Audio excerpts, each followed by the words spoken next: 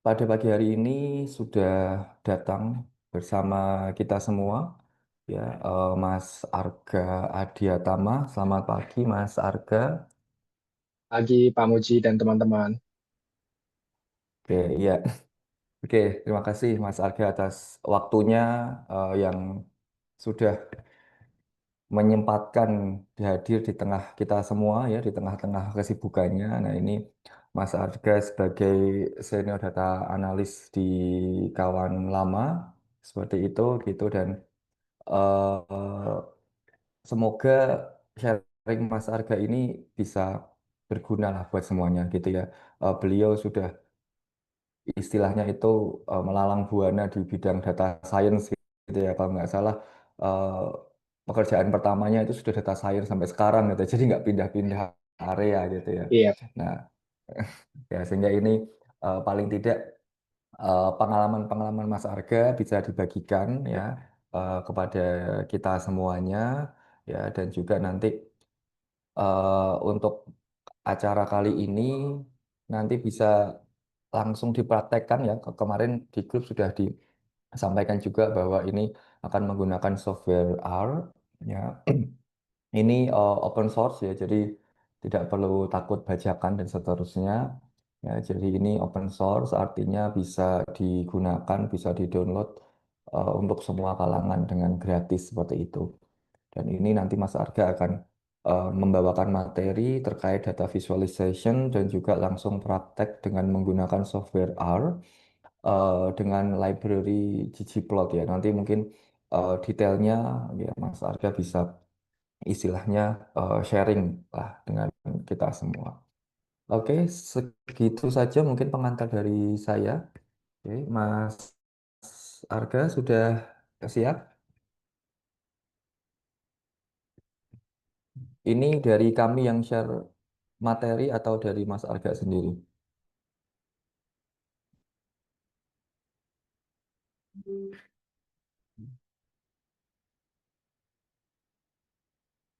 Oke, sebentar. Nah, ini ternyata ada kendala sedikit, gitu ya. Ya, oke. Jadi ini untuk rekan-rekan di prodi S2 akuntansi. Jadi untuk kuliah di pertemuan keempat, ya, terkait data visualization ini saya gabungkan seperti itu dengan kelas kerjasama, jadi reguler dan kerjasama saya gabungkan, ya, biar lebih efisien. Oke, materinya sama terkait data visualization yang sebelumnya sudah kita belajar terkait dengan pengantar data analytics, kemudian juga eh, apa namanya, data wrangling dan juga statistik deskriptif, gitu. Nah, ini sebelum kita lanjut ke praktek data mining deskriptif, nah, ini ada materi terkait data visualization yang sekarang itu sudah, apa ya istilahnya itu, digandrungi, gitu ya. Jadi cara menyajikan data tidak hanya dengan tabel atau grafik yang monoton. Nah, ini Mas Arga akan berbicara terkait dengan perkembangan, ya, dan juga eh, recent method teknik di bidang data visualisasi. Oke, sudah siap Mas Arga? oke ready Pak. Oke, ini dari Mas Arga sendiri yang mau share screen atau? Ya, Oke. full dari saya aja Pak. Oh, ya, oke. Ya, monggo Mas Arga, waktu dan tempat kami persilahkan. Silakan. Oke, thank you. Sebentar, setting.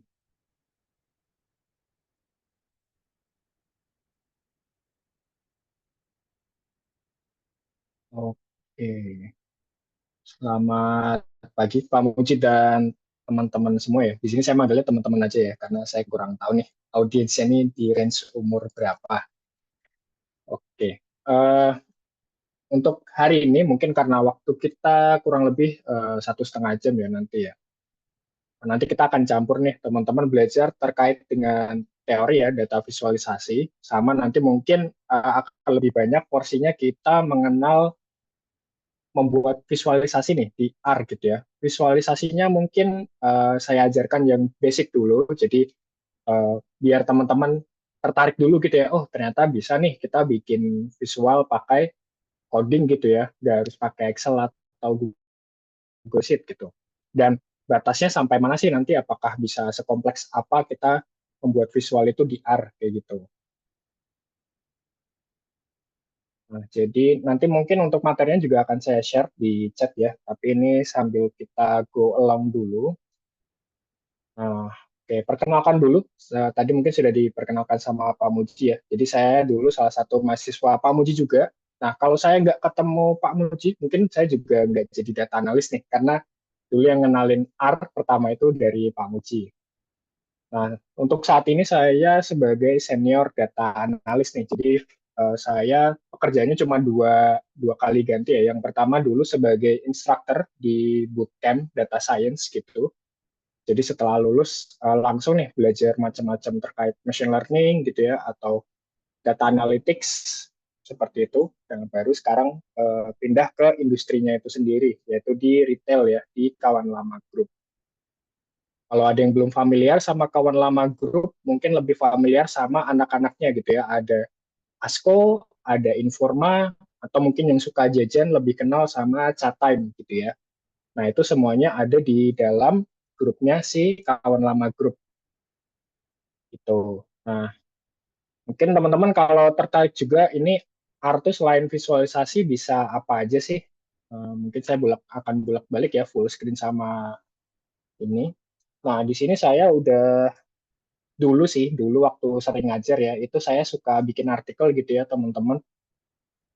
Ini semuanya bikinnya mostly mayoritas itu pakai R, jadi dari machine learning, visualisasi, hal-hal yang mungkin teman-teman akan sering temui gitu ya di data analitik, teman-teman bisa cek nanti di link yang ada di slide-nya. Mungkin saya sambil share aja ya. Tuh. Atau mungkin kalau teman-teman yang sudah cukup pengalaman gitu ya, bikin coding, itu bisa juga ke halaman GitHub saya. Jadi GitHub ini mirip kayak Google Drive, tapi buat developer gitu ya, atau programmer biasanya. Nah, kalau saya di sini tadi artikel-artikel yang ada di sini, semua codingnya atau semua skripnya gitu ya, gitu ya, saya taruh di dalam GitHub ini gitu. Nah, jadi apa aja sih yang selama saya kurang lebih 6 tahun belajar data analitik gitu ya, kurang lebih pengalaman saya bisa dirangkum di dua halaman itu gitu. Dan mungkin ada hal-hal yang nggak saya bisa saya publish gitu ya kalau di kerjaan. Nah, itu mungkin perkenalan dari saya. Kemudian kita lanjut dulu nih. Sebelum kita melakukan sesuatu, akan lebih bagus gitu ya kalau kita punya why-nya dulu nih, punya alasannya dulu ya, kenapa sih kita harus belajar visualisasi gitu. Jadi nanti ketika teman-teman belajar, oh lebih uh, terarah gitu ya, lebih tahu nih mau ngapain. Ya. Nah, sebenarnya kalau untuk visualisasi sendiri itu kan kita sudah dari kecil gitu ya belajar. Oh, dulu mungkin dari SMA kita sudah belajar terkait diagram batang gitu ya, atau bar chart, histogram, dan seterusnya. Terus ketika kuliah pun kita belajar juga gitu ya cara menyajikan data. Bahkan kayak sekedar kita ngobrol, mungkin ketika ngomongin kerjaan gitu ya, oh rata-rata gaji kamu berapa sih? Nah, itu sebenarnya kan udah ngomongin data juga nih. Nah, jadi kita tuh sebenarnya nggak asing sama data, cuman mungkin kita nggak sadar ya. Nah, sebenarnya kenapa kita perlu belajar data analitik, terutama data visualisasi, itu sebenarnya supaya ketika kita menyampaikan informasi itu bisa lebih efektif gitu ya, atau lebih mudah ditangkap nih sama si penerimanya. Misalkan kita punya informasi berikut ya, ini dari data kurang lebih kayaknya minggu lalu untuk IHSG, jadi market cap-nya nih atau saham-saham yang paling banyak diperjualbelikan gitu ya di saham Indonesia, itu apa aja sih? Nah, sebenarnya kan kita bisa ya menyampaikan di sini dalam bentuk oh total market cap-nya di masing-masing company, yaitu sebagai berikut gitu ya. Yang pertama ada brand, yang kedua BCA, dan seterusnya. Tapi ketika kita mungkin mau presentasi atau mungkin sekedar bikin konten gitu ya di TikTok gitu atau di Instagram, mungkin akan lebih menarik kalau kita bikinnya dalam bentuk chart gitu ya, seperti ini. Jadi karena manusia itu lebih makhluknya visual gitu ya, karena kita dulu masih dari zaman berburu meramu, jadi otak kita belum berevolusi untuk bisa mengenali data secara kompleks gitu ya. Jadi kita akan lebih mudah untuk melihat data itu sebagai bentuk visual seperti itu. Apalagi kalau kita settingnya sudah mau presentasi nih, mau presentasi di kelas, atau mungkin lagi meeting gitu ya sama manajer, sama direktur. Nah, biasanya mereka kan waktunya terbatas gitu, nggak bisa baca data ini satu-satu. Mereka pengennya langsung cepat, oh ini tuh intinya apa. Nah, biasanya kita akan jauh lebih mudah kalau menyampaikan dalam visualisasi gitu. Nah, ini mungkin contoh kedua ya, terutama mungkin kalau kita lagi membaca tren, mungkin akan lebih mudah daripada kita lihat perbandingan tabel sebelah kiri, itu lebih mudah kalau kita melihat langsung nih dalam bentuk chart gitu ya, atau visual gitu. Nah, jadi itu kenapa menurut saya skill visualisasi itu penting, tidak cuma buat spesifik data analis ya, tapi itu kayak mungkin sekarang skill yang esensial, kayak orang-orang mungkin dulu merasa orang yang bisa Microsoft Office itu spesial gitu ya, tapi sekarang kan kesannya biasa aja gitu ya teman-teman ya, kayak skill yang harus dimiliki. Nah, skill visualisasi itu kurang lebih menurut saya sama, semua orang tuh harus bisa membuat visualisasi yang setidaknya cukup menarik gitu ya, tidak cuma sekedar bikin aja gitu. Nah, ini mungkin salah satu cerita yang akan selalu saya bawakan ketika visualisasi ya. Jadi ini dulu salah satu ceritanya di abad 18 kalau tidak salah. Itu ada orang namanya Jon Snow. Nah, jadi dia kenapa sih dulu tuh ada masalahnya karena dulu nggak tahu ya bahwa penyakit itu bisa menyebar lewat lingkungan kayak gitu.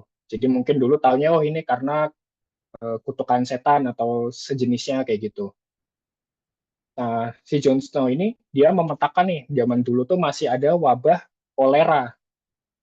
Ya, jadi wabah kolera ini menyebarnya di mana sih? Nah, dia mapping nih, dia memetakan ya, oh orang-orang yang terkena kolera itu di daerah mana aja sih? Nah, di sini ternyata yang paling banyak gitu ya, di sini dia numpuk gitu ya, satu garis itu satu korban.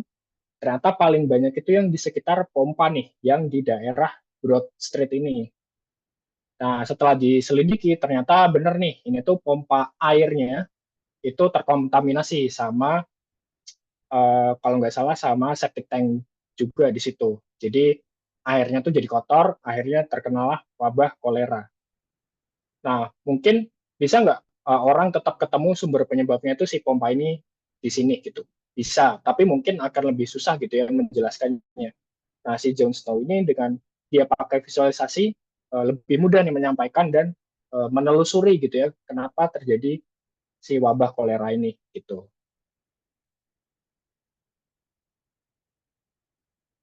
Oke, jadi itu beberapa contoh data visualisasi ya yang masih mudah ditangkap sama teman-teman. Jadi di sini saya menyebutnya itu effective data visualization.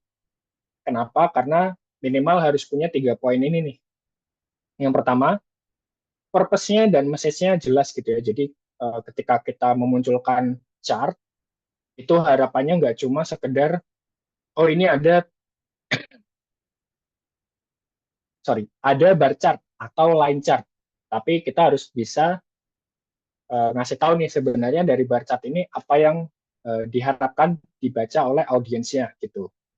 Yang kedua, kayak tadi ya, mudah untuk diinterpretasikan. Kayak mungkin saya lupa benchmarknya berapa, tapi teman-teman bisa kurang lebih mengukur gitu ya, oh kira-kira saya harus lihat chart ini berapa detik sampai saya dapat idenya gitu. Nah itu untuk yang isi to interpret. Yang ketiga, chartnya mau sebagus apapun tetap harus ya, harus akurat secara datanya. Jadi mungkin ada beberapa chart yang dibikin bagus, tapi akan mendistorsi gitu, atau kurang merefleksikan datanya. Nah, kalau teman-teman punya skill untuk membuat chart yang tidak cuma bagus, tapi juga efektif ya, bisa membantu orang memahami pesannya, itu kurang lebih teman-teman mungkin sudah selevel kayak konsultan gitu ya, di McKinsey atau di BCG kayak gitu. Karena mereka sehari-hari kerjanya menyampaikan, bikin presentasi gitu ya untuk stakeholder. Dan mereka harus bikin chartnya efektif. Karena apa? Karena mereka akan present ke orang-orang yang membuat keputusan. Oke. Nah, seperti apa sih chart yang kurang efektif gitu ya, atau yang kurang bagus? Nah, ini saya ambil contohnya dari salah satu buku ya. Nanti di slide di akhir saya lampirkan juga sumbernya. Nah, jadi misalkan kita punya chart A gitu ya. Chart ini kurang lebih cukup lah, cukup mudah dilihat ya. Jadi kita punya kategori A, B, C, value-nya ini misalkan quantity gitu ya, atau jumlah. Oh, A itu 3, B 5, C 4 kayak gitu. Nah, ini masih cukup mudah dipahami gitu ya. Nah, yang B mungkin di sini dia nyebutnya ugly nih. Kenapa? Mungkin karena warnanya ini nggak ada narasinya gitu ya, nggak ada informasinya. A, B, C ini kenapa harus diberi warna gitu ya. Di sini nggak ada legendnya. Atau mungkin warnanya komposisinya kurang bagus kayak gitu. Jadi mungkin cukup warna biru aja udah bagus, tapi karena kita tambahin hal yang nggak perlu, jadi kesannya norak gitu ya, atau malah mendistraksi nih, kita nggak bisa langsung dapat poin utamanya apa. Kemudian yang kedua di sini ada gridnya ya, atau garisnya ini terlalu tebel nih, hitam nih. Jadi mungkin ini mendistraksi juga. Ini salah satu poin yang nanti kita akan belajar juga. Kemudian di sini ada wrong. Nah, wrong ini apa sih? Wrong ini kenapa? Karena kita nggak bisa membaca chartnya nih. Oke, kita tahu B ini paling tinggi. Tapi ini artinya apa sih? Nah, sumbu Y-nya kan di sini nggak ada ya. Jadi kita pesannya mungkin dapat, tapi kayak kita kurang lengkap nih informasinya sebenarnya ini menampilkan apa gitu. Dan di sini ada yang bad ya. Yang bad ini juga sama seperti yang ugly ya. Kita menambahkan informasi yang eh, tidak perlu gitu ya. Atau mungkin di sini karena skalanya akan beda-beda gitu ya. Jadi lebih susah lagi membacanya gitu. Nah, jadi chart yang bagus itu sebenarnya tidak harus yang uh, kompleks gitu ya, yang banyak fiturnya, tapi sebenarnya kalau bisa sesederhana mungkin gitu teman-teman. Nanti kita akan belajar ya, apakah kapan kita harus menambahkan informasi baru atau warna baru atau fitur baru di chartnya, dan kapan oh mending ini dihilang-hilangin aja kayak gitu. Ini misalkan contoh juga ya, chart yang bagus itu bisa jadi jelek itu kenapa? Karena di sini kelihatannya nih dari ini bulan ke bulan ya, Januari, Februari, Maret, April, Mei, Juni, oke kelihatan trennya dari bulan ke bulan. Nah, tapi kayaknya kesannya kelihatannya dari April ke Juni ini naik tinggi banget gitu ya. Padahal kalau kita perhatikan lebih cermat lagi, sumbu Y-nya ini cuma berbeda setengah juta dolar gitu ya. Nah, kalau chart yang bagus kayak gitu, harusnya kita biasa mulai dari nol gitu. Nah, mungkin ini tergantung narasinya ya. Mungkin kayak ada orang-orang yang pengen pesanan nih, pengen bikin medianya, pengen viral gitu ya di medianya. Oh, government payroll naik nih. Tapi ternyata kalau kita lihat secara tren dengan sumbu yang tepat gitu ya, sebenarnya itu biasa aja gitu naiknya. Nggak spesial-spesial banget gitu. Tetap naik, tapi nggak se ekstrim bayangan kita di awal gitu ya. Karena kita lihat di sini dia naiknya tinggi banget, tapi ternyata naiknya cuma sedikit gitu. Nah, ini juga contoh visualisasi yang mungkin agak membingungkan gitu ya di sini. Karena di sini sumbu X-nya mulainya dari 500, tapi kok dia ditaruh di kanan nih bar chart-nya gitu ya. Nah, sebenarnya chart-nya menurut saya bagus, cuman jadinya bingung ya karena dia ditaruh di kanan. Jadi antara sumbu X sama bar chartnya ini nggak sinkron nih. Kemudian ini juga nih, eh, dia terlalu banyak gitu ya kategorinya, sama mungkin dia numpuk-numpuk nih. Di sini udah ada under 30.000, terus di sini ada under 50.000 lagi, kayak gitu. Nah, itu beberapa contoh nih teman-teman ya, bahwa chart pun dengan kita mungkin niatnya baik gitu ya, yang kita rasa, oh ini orang bisa paham kok, tapi ternyata setelah kita kulik-kulik lagi, ternyata malah membuat orang makin bingung kayak gitu. Nah, ada contoh-contoh lain chart yang unik gitu ya atau nyeleneh, teman-teman itu nanti bisa klik aja di gambarnya ini salah satunya. Jadi ini kalau diklik nanti teman-teman akan ke halaman namanya WTF Visualization. Nah, itu diklik aja di ikonnya. Nanti di sini biasanya dia akan ngasih nih contoh-contoh chart yang nyeleneh gitu ya. Mungkin tidak selalu jelek gitu ya, tapi kayak ngapain gitu. Nah, itu teman-teman bisa lihat di sini nanti ya. Dia kayaknya masih selalu update sampai sekarang. Jadi teman-teman bisa lihat gitu.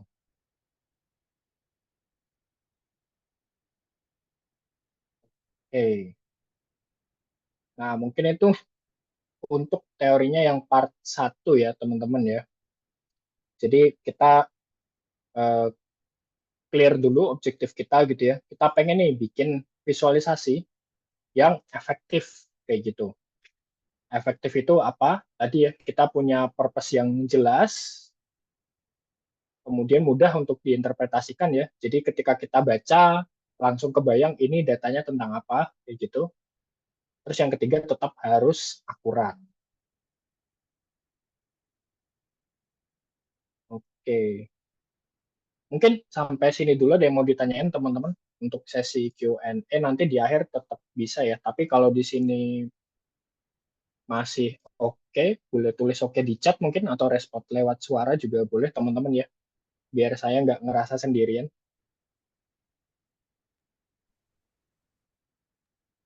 Oke, ya, mau itu sudah ada yang merespon ya. Nanti kalau misalkan bagi yang mau bertanya bisa langsung interupsi Mas Arga gitu ya, langsung raise hand aja. Boleh. Nah, kalau takutnya nanti kalau nunggu di akhir momennya sudah hilang. Iya, Ya, monggo silakan Mas Arga lanjut. sip-sip. Ini kelas bebas aja ya teman-teman ya. Jadi tidak usah sungkan kalau mau nanya. Oke, kita lanjut untuk toolsnya ya. Nah, mungkin ini juga jadi salah satu motivasi juga. Kenapa sih kita harusnya pakai R? Kenapa nggak pakai yang lain gitu ya untuk kelas ini gitu. Nah, sebetulnya untuk data analitik ini range-nya cukup luas ya teman-teman ya. Mulai dari mengolah data saja sampai bisa membuat chart atau membuat reporting seperti itu bisa banyak banget tools-nya.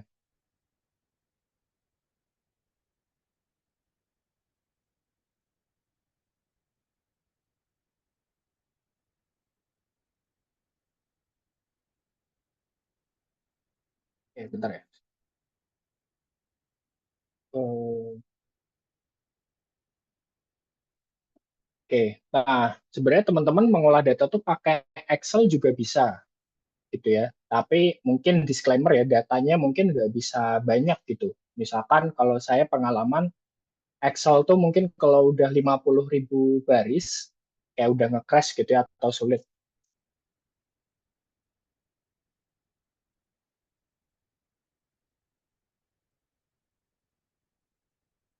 Nah, teman-teman bisa juga kalau udah terkendala kayak gitu, biasanya kalau data analis akan larinya ke R atau Python kayak gitu. Sebenarnya R ini menurut saya jauh lebih bagus kalau cuma untuk mengolah data dan membuat reporting ya.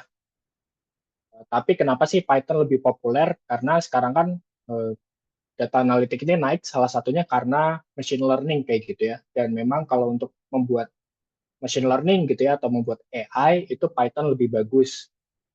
Dan kebanyakan tools machine learning itu adalah dari orang-orang komputer ya, orang-orang programmer yang beralih nih ke mengolah data kayak gitu. Makanya perkembangan Python ini lebih banyak gitu ya. Cuman kalau teman-teman scope-nya cuma mengolah data terus atau mungkin butuh analisis statistik gitu ya atau sekedar bikin visualisasi, itu menurut saya R itu jauh lebih powerful gitu dan jauh lebih mudah dilihat gitu ya.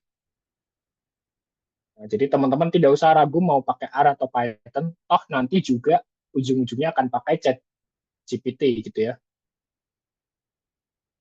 Nah, itu untuk bahasa programmingnya. Kemudian di sini ada 3 tools lagi nih, ada namanya Looker Studio, Power BI, Tableau. Nah, kalau ini sebetulnya tools yang dedicated teman-teman untuk membuat reporting aja atau dashboard gitu. Jadi misalkan teman-teman mau bikin nih dashboard penjualan gitu ya. Jadi ada total sales-nya berapa, tercapai target atau tidak gitu ya. Terus performa masing-masing toko semuanya dirangkum jadi satu halaman gitu ya. Nah itu biasanya kita akan pakai 3 tools yang di bawah ini gitu.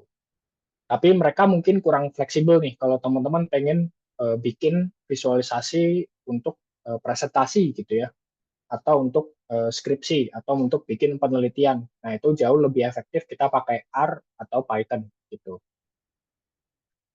Nah, mungkin di sini sudah install semua untuk RStudio dan R-nya. Kalau sudah kurang lebih tampilannya harusnya seperti ini ya. Nanti kalau ada yang belum bisa sambil jalan juga nggak apa-apa. Guide-nya sesuai yang dikirim Pak Muji di grup ya, atau di sini saya lampirkan juga untuk linknya. Nah, mungkin kenapa sih di sini ada dua ya, ada R Programming Language sama R Studio. Nah, di sini R Programming itu untuk bahasanya nih, teman-teman. Kalau teman saya tuh dulu suka menganalogikan R itu mungkin bahasa Indonesia. Nah, tapi kan bahasa Indonesia ini harus ada tempatnya nih untuk ditulis gitu ya. Nah, jadi R Studio ini ibarat kayak bukunya nih. Jadi RStudio itu bukunya, tempat kita menulis kodenya. Nah, si R programming ini adalah si bahasa yang kita gunakan. Itu. Kenapa harus pakai RStudio? Karena juga secara tampilan jauh lebih memudahkan ya buat kita yang bukan programmer gitu. Jadi di sini kita punya tampilannya nanti scriptnya atau kodenya itu ditulis di mana, file-file yang bisa diakses itu di mana dan seterusnya. Oke. Sampai sini mungkin aman, teman-teman. Mungkin kita untuk teori sambil nanti jalan ya praktek. Sudah ready semua harus studinya. Kalau sudah ready boleh tulis di chat. Kita bisa mulai praktek di sini.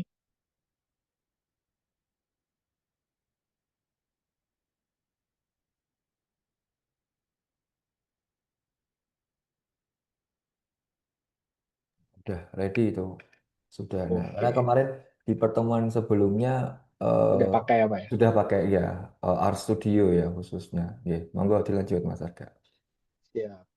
Nah, mungkin di sini ya saya akan ngenalin satu modul ya yang mungkin saya nggak tahu Pak Muji sudah pakai atau belum. Itu nanti teman-teman bisa klik di plus ini. Ini nanti ada namanya R Markdown. Nah, teman-teman diklik aja. Nah, mungkin kalau mengikuti guide installasi kemarin, yang paling bawah ini ya, kalau sudah install itu nanti tampilannya langsung seperti ini. Tapi kalau ternyata di halaman teman-teman ada minta instalasi dulu, itu diklik yes saja. Nah, jadi R Markdown ini apa sih? R Markdown ini gampangnya itu nanti teman-teman bisa nih membuat dokumentasi gitu ya di R. Tidak cuma teman-teman ngoding, tapi nanti bisa bikin artikel seperti ini gitu. Jadi nanti ada tempat untuk nulis codingnya, sama ada tempat untuk nulis catatannya gitu.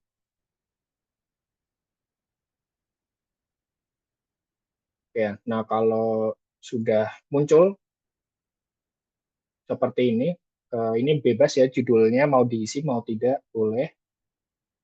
Ini pilihannya diabaikan aja dulu, kita pilih HTML dulu aja nggak apa-apa. karena kita nggak akan membuat reportnya ya, cuma pakai tempatnya aja. Kalau sudah diklik OK saja. Nah, nanti akan muncul seperti yang di atas ini.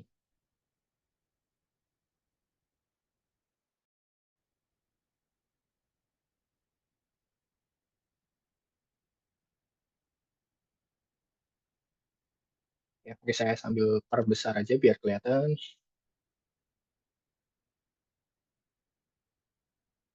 Oke, nah, kalau sudah, ini dihapus aja nih dari baris 10 ya. Nah, jadi yang di atas ini tetap dibiarin aja teman-teman. Kita mulai nanti dari baris 11. Oke, nah kemudian jadi mungkin kalau kemarin biasa pakai R script ya. Kalau R script itu full teman-teman hanya untuk ngoding aja. Kalau R Markdown ini tadi ya bisa sambil teman-teman membuat catatan gitu. Nah, mungkin akan lebih kelihatan kalau teman-teman klik di sini yang visual.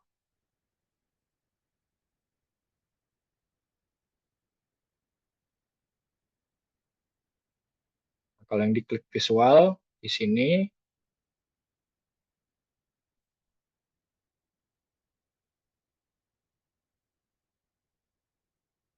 nah di sini teman-teman bisa nih. Jadi ini kalau teman-teman nulis ini tidak akan dijalankan sebagai kode ya, tapi ini untuk catatan aja.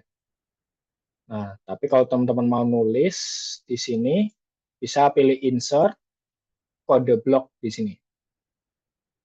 Sorry, bukan ya. Mana nih, Cang? Nggak ada. Oke, kita pakai cara tradisional aja. Ini untuk memunculkan kodenya, itu pakai Control Alt I kalau di Windows ya.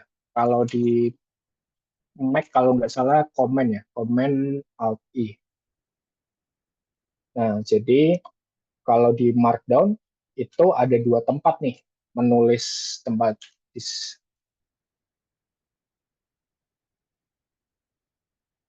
tulisan biasa, sama di sini kalau ada area abu-abu nih dan ada tulisan R di atasnya ya, itu teman-teman menulis kode itu di sini. Nah, kalau di run itu nanti dia muncul ya, seperti itu.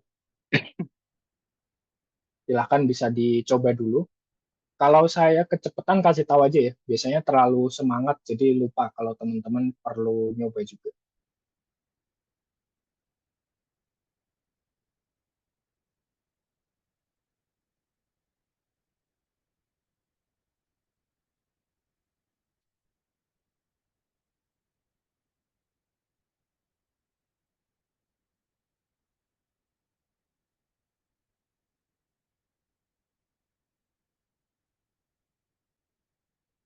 Oke, klik tekan.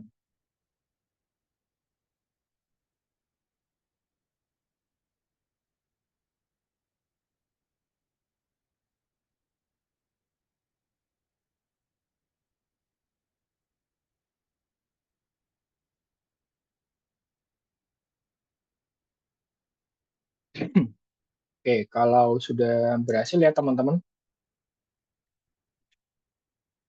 nanti mungkin kalau sudah terbiasa atau mungkin mau belajar lebih dalam ya, teman-teman bisa nih nanti akhirnya bikin tulisan-tulisan kayak saya gitu ya. Nah, mungkin nanti ada yang mau bikin skripsinya atau reportnya, tugasnya langsung full di R Markdown, itu bisa juga. Nah, ini mungkin saya tunjukin juga ya, sejauh mana sih kita bisa bikin visualisasi di R kayak gitu. Ini, udah nggak ada artikelnya. Ini dulu salah satu tugas pertama saya nih, ketika sebagai instruktur di bootcamp gitu ya. Jadi saya disuruh nyari visualisasi, terutama yang cukup bagus gitu ya, biasanya dari di ekonomis kayak gitu. Jadi di sini ada chartnya ya, scatter plot di sini masih lihat nih GDP per kapita sama fertility rate atau tingkat persuburannya. Rata-rata satu wanita itu melahirkan berapa anak gitu. Nah, kalau ngikut data dari PBB, itu rekomendasinya dua, supaya populasinya itu stabil. Nah, di sini kita lihat negara-negara yang maju gitu ya, kayak Jepang, Korea Selatan, mungkin teman-teman sudah sering tahu beritanya, mereka tuh mulai hilang nih populasinya atau populasinya mulai menurun. Kenapa? Karena tingkat kesuburannya itu kecil nih, di bawah dua. Makanya dia lama-lama populasinya habis. Nah, ini visualisasi yang dibuat oleh di ekonomis ya. Nah, di akhir itu di sini saya membuat ulang ini pakai R gitu. Nah, masih cukup mirip kan ya teman-teman ya. Nah, ini salah satu aja untuk menunjukkan bahwa sebenarnya kita bisa loh untuk membuat chart yang cukup kompleks gitu ya, hanya dengan bermodal R aja. Tuh. Nah, ini mungkin nanti saya lampirin ya di artikelnya juga. Oke, tapi ini code-nya lumayan panjang ya kayaknya. Nanti teman-teman bisa lihat. Tapi kita nggak akan bikin sekompleks ini ya. Takutnya waktunya nggak cukup nih nanti. Jadi kita mulai aja di sini dengan basicnya dulu nih. Eh, kita pakai dataset yang sudah ada di dalam R ya. Teman-teman bisa tulis penguin. Nah, itu di sini ada data-data spesies penguin nih yang hidup di Antartika. Nah, nanti coba bikin basic plot dulu ya dengan data yang sudah ada. Nanti baru kita pakai data yang eh, transaksi yang cukup real gitu. Nah, jadi di sini ada informasi spesiesnya, ada islandnya ya atau pulaunya di mana, dan ini adalah anatominya ya. Dia panjang moncongnya berapa, lebar moncongnya berapa, terus ini ada body mass-nya atau berat badannya kayak gitu. Nah, jadi di R ini banyak juga dataset-dataset basic yang teman-teman bisa pakai untuk belajar. Nah, di sini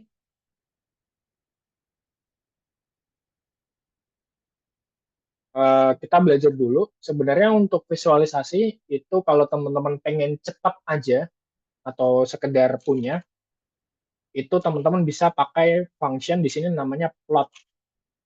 Nah, terus dimasukkan saja. Di sini misalkan saya ambil panjang moncongnya ya, sama Y-nya ini saya mau ngasih lihat berat badannya gitu misalkan. Nah, itu sebenarnya teman-teman bisa langsung membuat gitu ya untuk chartnya. Jadi kita nggak perlu kode yang kompleks. Kalau kita cuma sekedar mau lihat data aja, ini tuh sudah cukup gitu.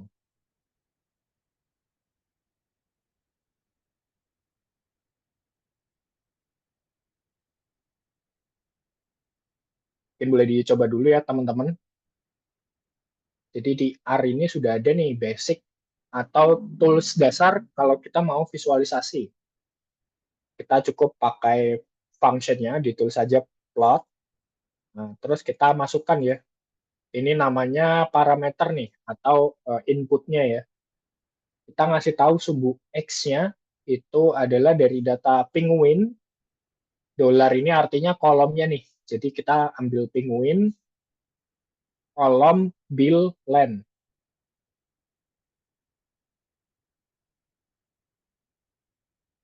Terus sumbu Y-nya penguin, dolar, body mass. Oke.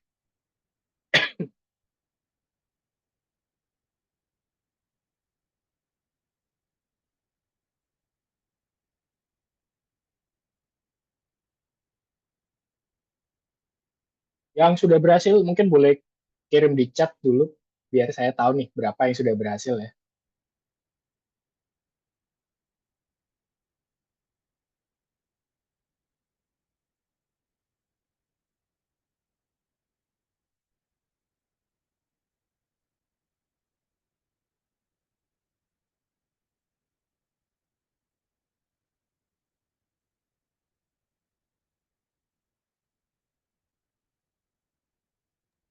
Gimana udah berhasil belum untuk membuat plot dari data Penguin?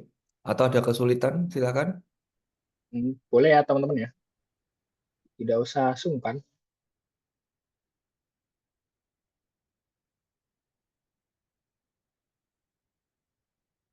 Oke, Kak Norma, mungkin ada pesan error atau sesuatu gitu, Kak?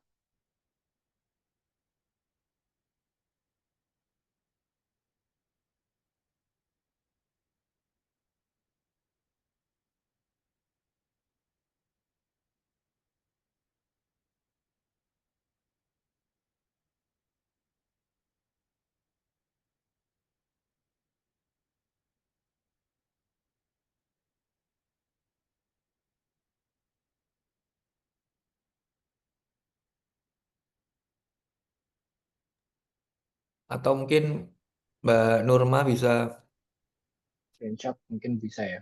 oh, oh, bisa ini lagi apa eh, komen atau secara ini ya nggak perlu komen, maksudnya bukan komen teks ya, tapi audio boleh, open mic-nya misalkan kalau sampai sekarang masih belum bisa muncul, atau kalau sudah yang lain. Oh itu ada, oh itu Mas Arga ada. Oke. Mungkin bisa dipencet panahnya nih, Kak Norma. Mana hijau itu?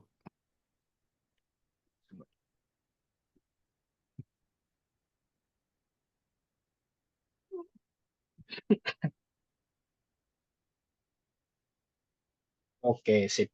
Oke sip ya, good. Ya, jadi teman-teman kalau mau code-nya berjalan, ini dipencet aja ya, panah hijau ini.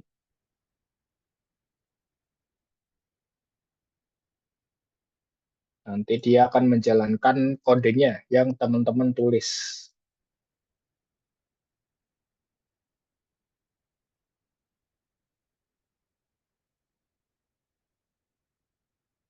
Oke. Tadi mungkin kalau yang baru beres install R ya, sambil teman-teman yang lain nyoba juga, ini saya copy di chat saja. Tadi kita mulai dari membuat R Markdown ya. Di sini dipencet tanda plus, kemudian pilih R Markdown. Nah, ini langsung di OK saja. Terus ini kalau mau lebih bagus bisa pilih visual. Nah, ini yang bawah ini dihapus saja, nggak apa-apa. Ini template aja. Kemudian tadi kalau mau membuat kode ya, tinggal Ctrl Alt I. Nanti dia akan muncul. Kemudian kode yang ada di Zoom tadi kita copy saja.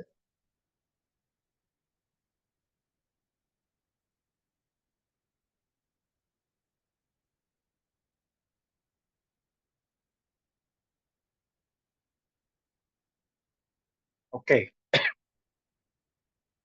Nah, kalau sudah berhasil, nah ini sebetulnya kita bisa nih ngotak-ngatik plot yang ada dari basic plot R ya. Cuman secara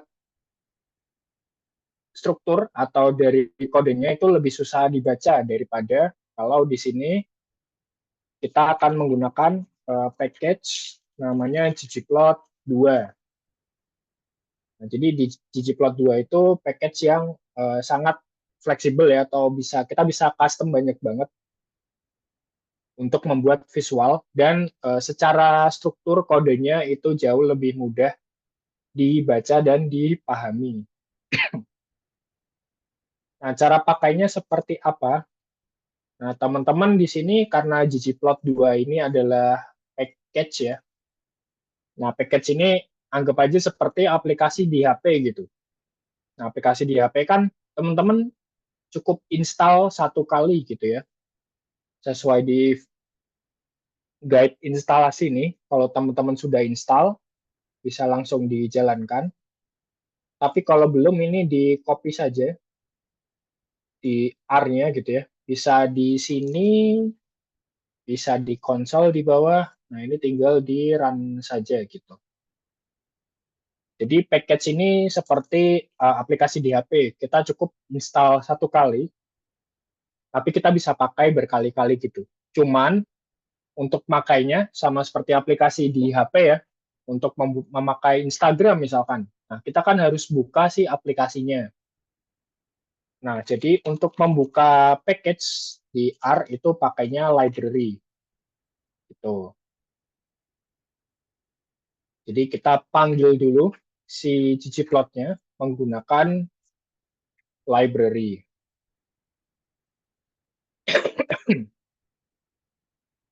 Nah, ini kalau dijalankan tidak ada outputnya ya, karena ini cuma ngasih perintah saja.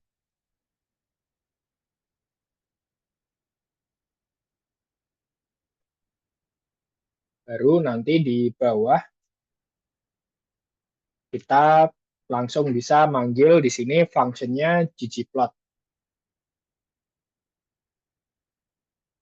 Nah, ini bisa langsung dijalankan kalau mau ya. Jadi ini tuh kalau tidak diberi info apapun, dia akan membuat kanvas kosong ya istilahnya. Jadi cuma blank aja, belum ada informasi yang masuk ke dalam chartnya gitu.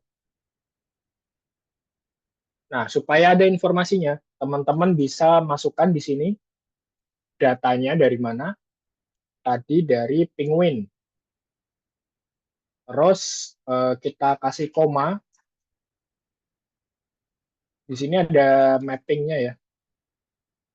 Mappingnya ini bisa ditulis, eh, bisa enggak, biar lebih hemat. Jadi langsung aja di sini ada namanya AS atau di sini estetik ya. Nah, estetik ini untuk apa? Untuk memasukkan informasi apa saja yang akan masuk ke dalam si plotnya. Misalkan tadi paling gampang sumbu X ya. Sumbu X tadi misalkan kita masukkan panjang moncongnya. Sumbu Y-nya tadi dari body mass. Nah, nanti di sini dia akan muncul sumbunya saja gitu. Karena kita belum ngasih tahu nih chartnya yang mau dibuat itu apa. Nah, kalau teman-teman tadi mungkin agak lupa nih, ini kolomnya si penguin ini punya kolom apa saja ya. Di sini bisa nambahin lagi mungkin pakai names penguin untuk mendapatkan nama kolomnya ya. Semisal teman-teman lupa. Nah, mungkin sampai sini dulu bisa dicoba dulu, saya kasih waktu ya.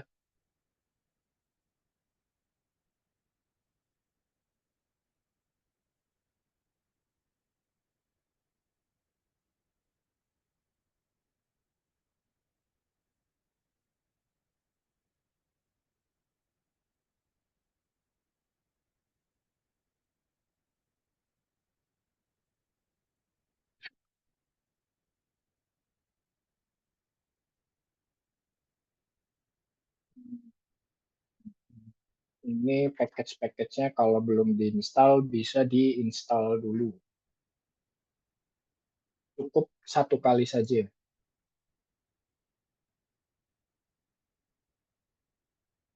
Misalnya mungkin lewat konsol bisa ya. Jadi ditaruh aja terus dipencet enter.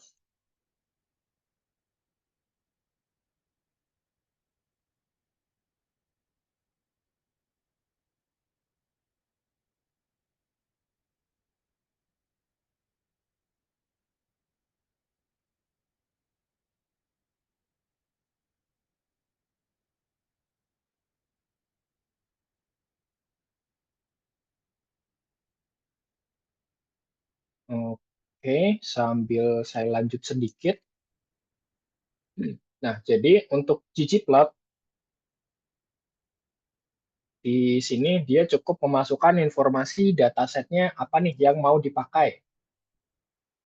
Kemudian di sini kita memasukkan sumbu X dan sumbu Y-nya. Nah, kemudian kita pengen nih, misalkan biar sama ya dengan chart yang di atas, kita perlu memasukkan scatter plot. Berarti di sini kalau untuk di ggplot itu informasi chartnya yang mau dibuat harus ditambah ini pakai plus. Jadi kita lanjutkan di sini kalau mau membuat titik namanya geom point itu.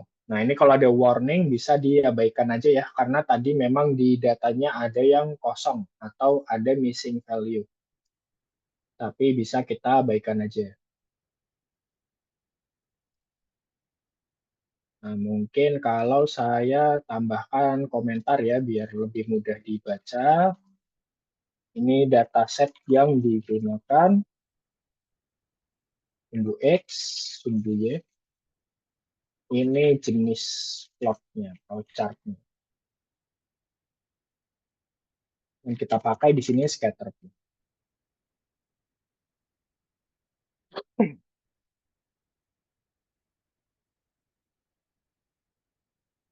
Nah, kurang lebih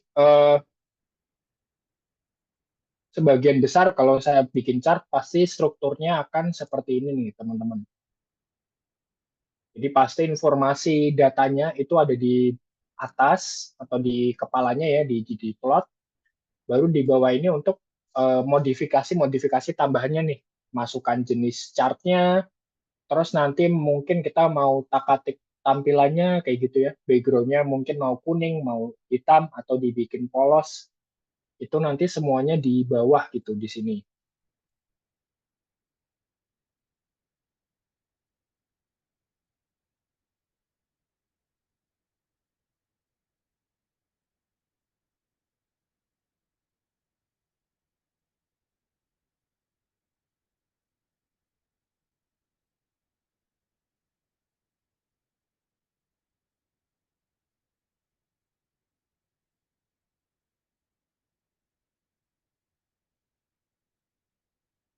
Ada yang sudah berhasil mungkin untuk membuat chartnya.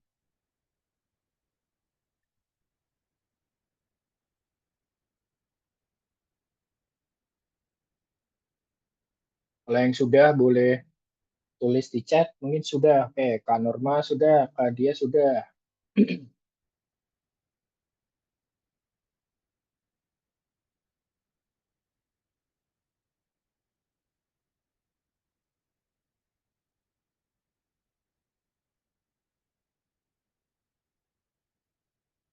Oke. Hmm. Yang lain aman, teman-teman?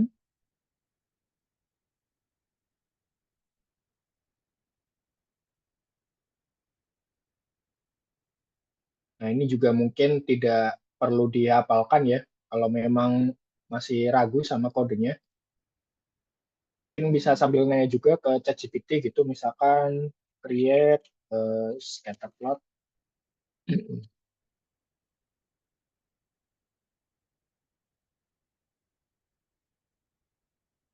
with.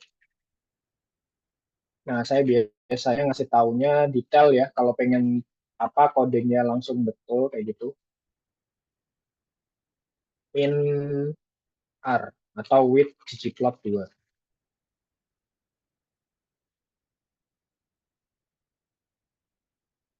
Nah, kurang lebih mirip ya. Nah, ini nanti akan ada kode tambahan ini juga saya jelasin nanti nih setelah ini ya.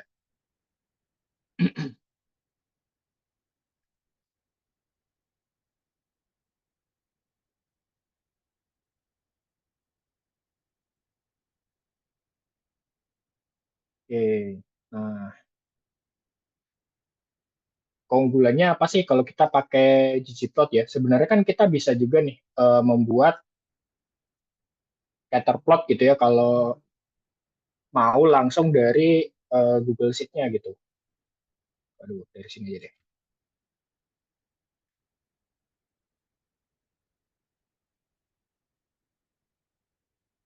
Nah, sebetulnya kan kita juga bisa nih langsung membuat chart dari Google Sheet ya. Scatterplot, remove all, fill length, body mass misalkan. Nah, sebenarnya kan kita bisa nih pakai Google Sheet juga cepat kayak gitu. Cuman mungkin untuk beberapa fitur kalau di Google Sheet atau di Excel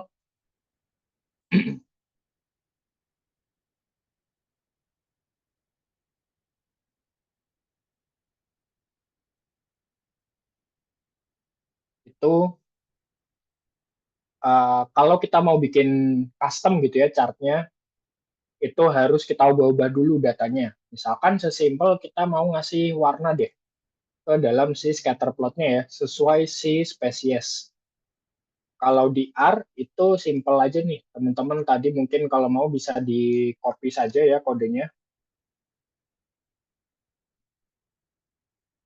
Nah, kalau mau memberi warna sesuai spesies, teman-teman kalau di R tinggal langsung aja. Di sini tulis color-nya adalah nama kolomnya tadi spesies kecil semua ya.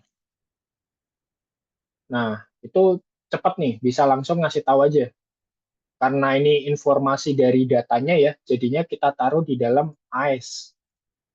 Jadi sumbu X-nya bill length, panjang moncong, sumbu Y-nya body mass, color-nya, warnanya itu spesies.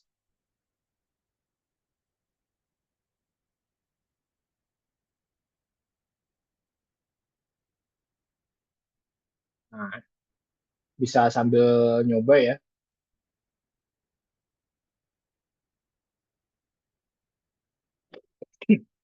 Nah, sangat mudah nih kalau kita mau menambahkan informasi gitu ya dari datanya ke dalam si plotnya. Sedangkan kalau untuk di Google Sheet atau Excel, kita mungkin harus ngutak-ngatik bentuk datanya dulu atau tabelnya gitu ya, baru bisa sesuai dengan yang kita mau kayak gitu.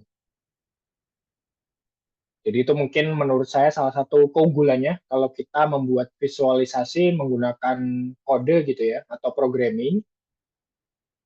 Terus yang kedua juga karena di sini kita udah punya kodenya nih atau programnya ya. Jadi kita mau bikin chart sekompleks apapun, nah, tapi kita pengen pakai terus gitu ya. Misalkan datanya ganti kayak gitu. Nah, itu nanti tinggal cukup ganti datanya, kita sudah punya kodenya gitu ya. Jadi nggak perlu bikin dari awal lagi. Itu kalau di programming biasanya disebut, sorry, di penelitian biasanya disebut reproducibility ya. Atau sangat mudah nih buat direproduce atau dibuat ulang.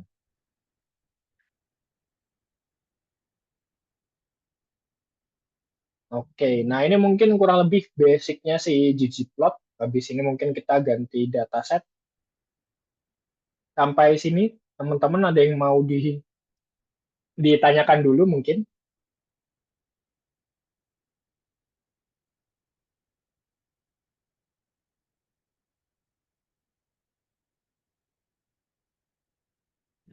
Izin bertanya, Pak. Ya, Baik, perkenalkan saya Abelinda.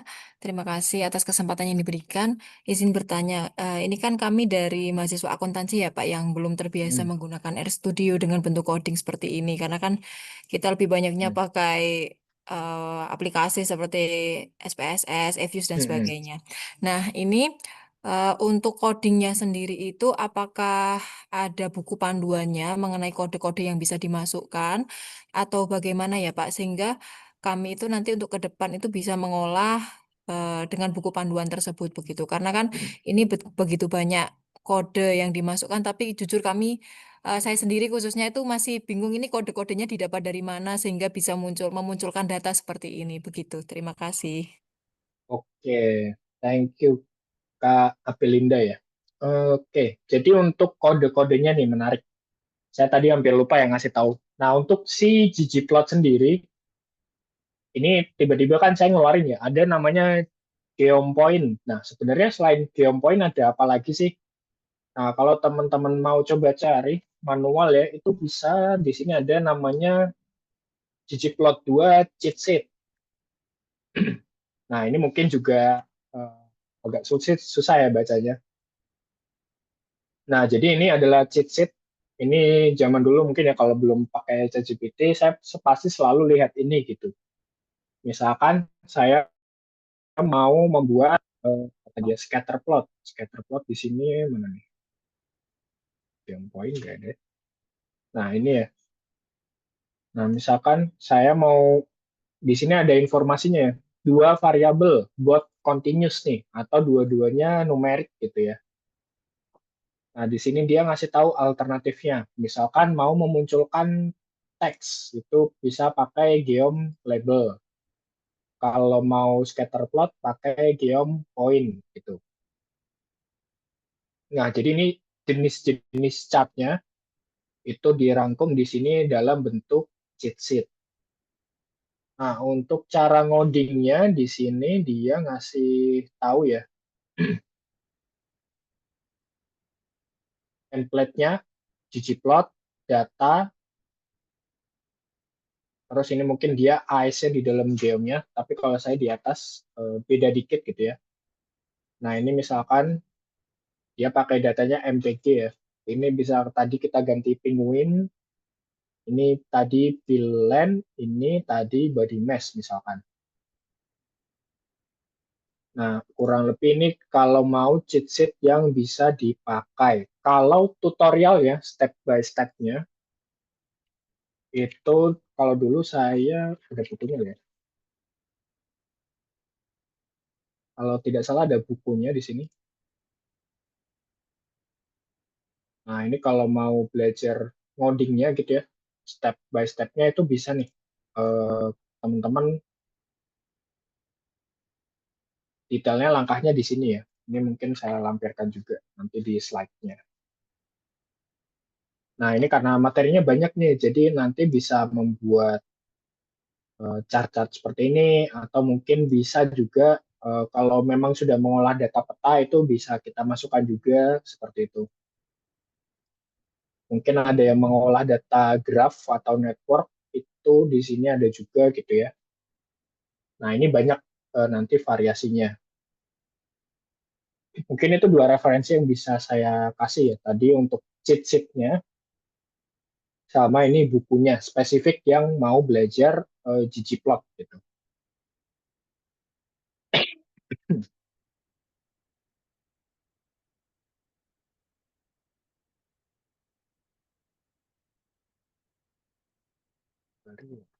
Oke, terima kasih Mas Arga. Jadi nanti kalau apa namanya tertarik gitu ya, ya kalau namanya data science itu utak-atik sendiri gitu Mas ya. Ya, jadi kayaknya eh, mau gini gimana ya itu googling aja. Kalau saya jujur juga nggak ngapalin ini coding ya googling aja gitu ya. Apalagi tadi ada sekarang sudah ada ChatGPT ya, jadi Iya. tinggal nanya aja gitu. Kodenya apa kalau mau buat seperti ini ya gitu. Itu kemudian bisa dimasukkan ke apa namanya ke R. Nah, sekarang sudah ada apa banyak bantuan lah gitu. Jadi nggak perlu ngapal kode. Oke. Iya, betul juga Pak Muji. Jadi mungkin kalau saya biasa saya GPT, saya akan tulis dulu tujuannya. Nah, misalkan belum bisa membaca kodenya nih, atau mungkin ada bagian yang asing, itu biasanya saya minta elaborate lagi step by step-nya gitu ya. Seperti ini. Nah, ini nanti mungkin bisa jadi teman belajar juga ya. Kalau saya dulu biasanya by textbook nih, saya ikutin semua yang ada di sini. Nah, mungkin baru nanti coba praktek sendiri. Tapi kalau sekarang GPT bisa juga nyoba-nyoba sendiri, tapi sambil ditemenin ChatGPT seperti itu. Oke, matur nuwun. Dulu dulu ChatGPT kalau nggak salah baru Python, sekarang sudah R juga ya, Mm-mm. udah canggih Iya. ya. Oke, monggo lanjut Mas Arga. Oke, nah mungkin saya coba cek poin di materi ya. Nah, kita lanjut sedikit teori dulu. Jadi ini tadi materi yang kita sudah cobain ya. Jadi kita bisa sebenarnya bisa nih basic bikin visualisasi pakai plot aja. Cuman kurang menarik gitu ya. Nanti kita bakal bisa banyak pakai ggplot di sini. Nah, mungkin di sini saya nambahin teori sedikit ya tentang namanya pre-attentive atribut. Ini masih relate tadi kita kan belajar soal effective visualization ya. Nah, mungkin kalau teman-teman merasa, oh plotnya sudah keluar nih, sudah bagus gitu ya di sini. Sudah bisa saya taruh di presentasi misalkan. Nah, tapi kalau mau lebih bagus lagi plotnya, teman-teman bisa coba belajar nih namanya pre-attentive attribute gitu ya. Nah, contoh sederhananya sebenarnya untuk atribut ini, kita bisa coba nih dari data ini, mungkin ada berapa, angka 3, ada yang bisa coba menjawab mungkin. Jawabannya ada sih di slide selanjutnya ya. Mungkin ada yang coba mau menjawab dulu.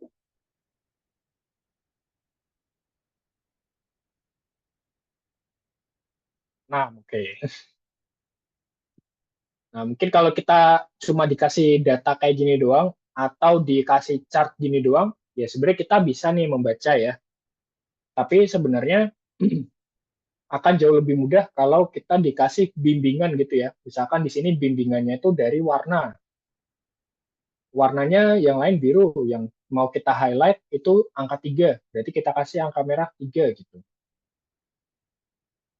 Nah, pre-attentive attribute itu seperti tadi ya yang sudah kita coba bikin di scatter plotnya kita ngasih warna supaya apa? Supaya mungkin kita bisa lebih mudah nih membedakan antar spesies ini bedanya di mana sih? Oh, mungkin ternyata kalau dilihat secara sekilas Adelie itu penguin yang paling kecil gitu ya, karena body mass dan panjang moncongnya paling kecil.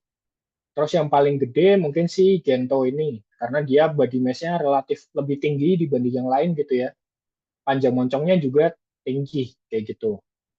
Nah, kalau tidak diberi atribut tadi, mungkin kita susah nih melihat ya mana sih yang Adelie, mana yang Chinstrap, mana yang Gento gitu.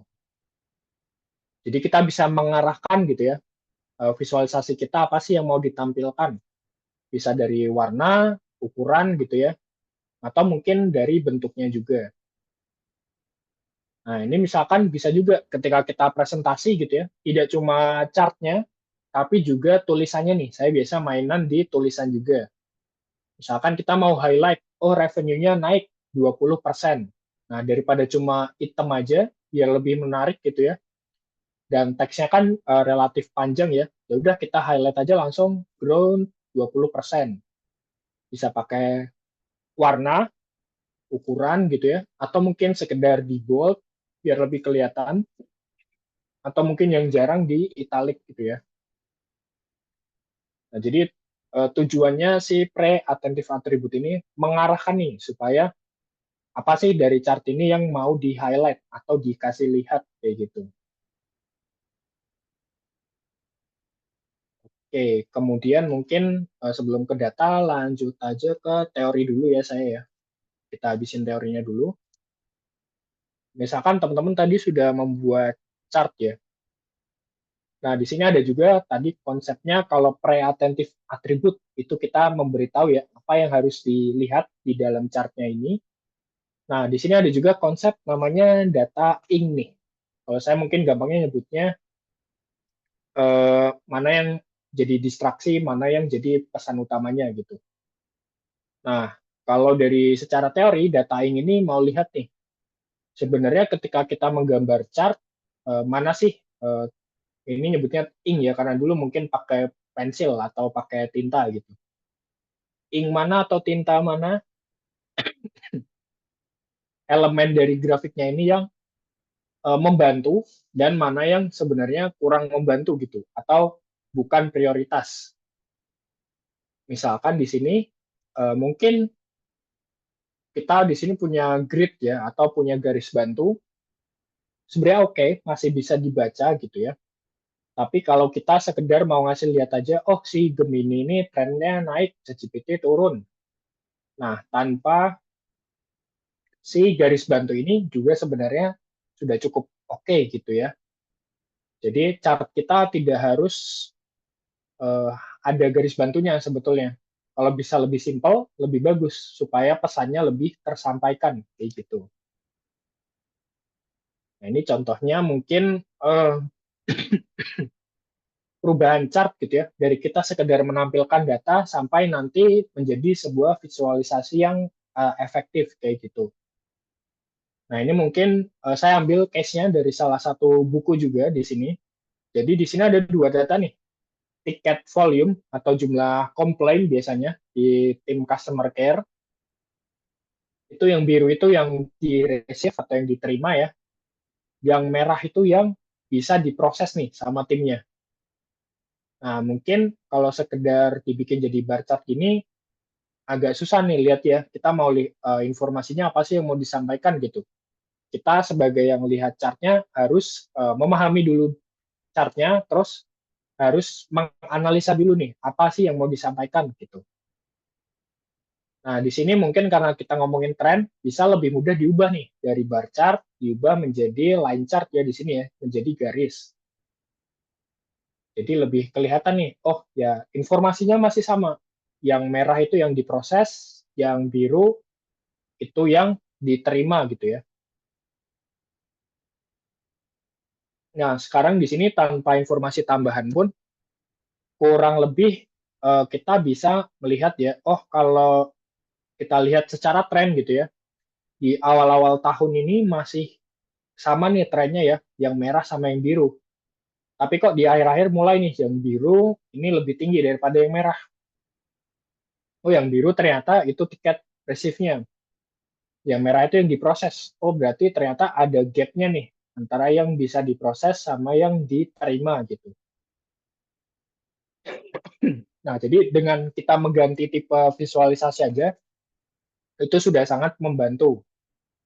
Nah, terus di sini disarankan juga di sini ya, yang pertama tadi ya untuk garis bantu nih, apakah eh, relevan gitu ya, atau mungkin penting, kalau nggak penting bisa dihilangkan aja gitu ya, karena toh chartnya masih bisa dibaca tetepan tanpa garis bantu. Kemudian mungkin di sini sumbu Y-nya ya, angkanya formatnya bisa dirapikan lagi gitu. Dari yang ada titik 00, kita sederhanakan lagi. Oh, langsung aja di sini 300, 250 gitu, lebih kelihatan. Kemudian di sini juga legend-nya, mungkin kalau orang mau lihat biru itu apa sih, harus lihat dulu di atas, terus dia harus turun ke bawah nih. Oh, biru itu receive.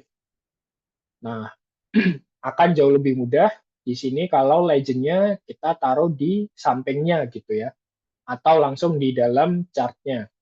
Jadi ketika orang mau tahu, oh biru itu apa sih, langsung jawabannya di sebelahnya gitu. Jadi matanya tidak ke sini terus ke bawah lagi. Nah, jadi dari yang chart awal bar chart kita bikin sesimpel mungkin kayak gitu ya, tapi tetap datanya tetap akurat, pesannya tetap tersampaikan. Nah, mungkin ini di akhir ya. Biasanya di sini ada namanya data storytelling nih. Nah, mungkin ini kalau teman-teman pengen langsung di presentasinya ini semua informasinya langsung di dalam satu chart. Nah, di sini biasanya kan kita ngasih judul chart itu cuma total penjualan per bulan. Nah, kalau di sini direkomendasiin langsung aja nih judulnya ini kita informasikan apa sih informasi yang mau kita beritahu gitu. Di sini informasinya adalah oh minta tolong tambahin nih 2 full time employee. Kenapa harus ditambahin?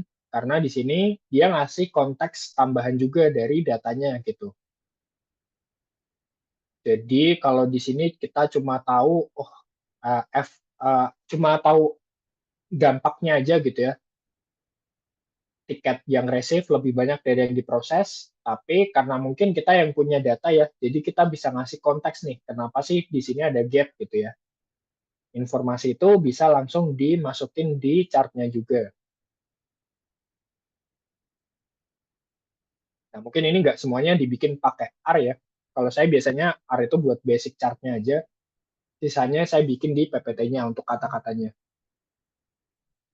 Nah, jadi kenapa kita harus bikin visualisasi yang efektif? Karena tadi ya, kalau kita sekedar cuma ngasih tahu chartnya aja, orang tetap bisa baca gitu ya, tapi perlu waktu yang lebih lama daripada kalau kita langsung arahkan. Sebenarnya dari informasi ini apa yang perlu disampaikan kayak gitu. karena chartnya sudah oke dan ada ceritanya ya. Jadi orang ngelihat bisa langsung paham nih. Oh, dari chart ini yang mau disampaikan itu ini gitu. Nah, mungkin itu dua elemen dari teorinya tadi ya. Yang pertama pre-attentive attribute. Nah, atribut itu di sini yang kita pakai adalah warna ya. Jadi kita mau highlight, kita kasih warna, mana nih yang menjadi poin utamanya. Terus yang kedua tadi declutter ya, atau datain. Apakah chartnya perlu serame ini? Oh, ternyata enggak. Chartnya simple aja, nggak masalah. Yang penting pesannya tersampaikan. Oke, nah itu mungkin untuk sedikit uh, teori tambahnya ya. Jadi teman-teman nanti kalau mau detailnya itu teman-teman bisa baca 3 buku di slide di akhir. Ini 2 buku ini tadi ya yang saya lampirkan ternyata udah ngasih basic. Kalau mau lebih mendalami ggplot itu ada buku teknikalnya di sini gratis di online. Nah, terus di sini ada juga fundamental visualisasi. Ini juga bisa dilihat di online. Nah, teman-teman kalau mau belajar, kalau mau menampilkan tren itu pakai apa sih? Atau mau menampilkan proporsi itu pakai apa sih? Nah, ini dia ngasih tahu semua teorinya di sini. Ini kalau nggak salah nggak ada codingnya sih, jadi teman-teman bisa mengikutin. Nah, tadi teori yang awal nih, yang bad, wrong, ugly gitu ya, itu saya ambil dari buku ini. Nah, dia akan ngasih tahu, misalkan saya mau ngasih tahu jumlah gitu ya di sini. Alternatifnya apa? Mungkin saya bisa pakai bar chart. Nah, dia ngasih tahu juga nih, bar chart yang ugly itu seperti apa. Nah, yang bad itu seperti apa. Nah, dia cukup detail di sini ngasih taunya ya. Jadi kalau teman-teman tertarik nih mendalami ya, jenis-jenis visualisasi yang tepat itu seperti apa. Terus di bawah juga ini ada teorinya ya di sini. Misalkan mungkin saya biasanya yang cukup suka bahas itu yang warna nih. Nah, biasanya di sini kalau kita asal ngasih warna ya tiap kategori, di sini tiap state di US gitu 50 state semuanya dikasih warna. Nah, ini kan sebenarnya mungkin nggak perlu gitu ya. Karena kita kasih warna pun kita nggak bisa baca juga gitu. Misalkan warna pink nih. Coba pinknya ini yang mana nih? Apa yang Texas, apa Utah? Kebetulan saya buta warna ya. Jadi agak susah bedain gradasi. Atau mungkin yang hijau ini yang mana sih? Nah, teman-teman harus bolak-balik lihat gitu ya. Nah, jadi kadang penggunaan warna itu juga tidak selalu bagus gitu ya. Kita perlu tahu juga uh, tujuannya buat apa. Nah, ini juga yang sering saya lihat ya. Kalau di bootcamp biasanya, oh tiap garisnya kita kasih warna aja deh, pelangi kayak gini biar lebih menarik. Nah, mungkin akan lebih bagus kalau diubah jadi gradasi gitu misalkan. Nah, ini semua teorinya teman-teman bisa baca ya. Nah, kalau terkait dengan tadi nih teori pre-attributive attribute atau kita ngomongin efektif data storytelling tadi ya, gimana biar chartnya ini ada ceritanya gitu, teman-teman bisa baca di sini storytelling with data. Nah, mungkin kalau Pak Muji punya PDF-nya boleh kasih ya. Saya nggak tahu sih boleh ngasih PDF bajakan apa enggak nih, Pak.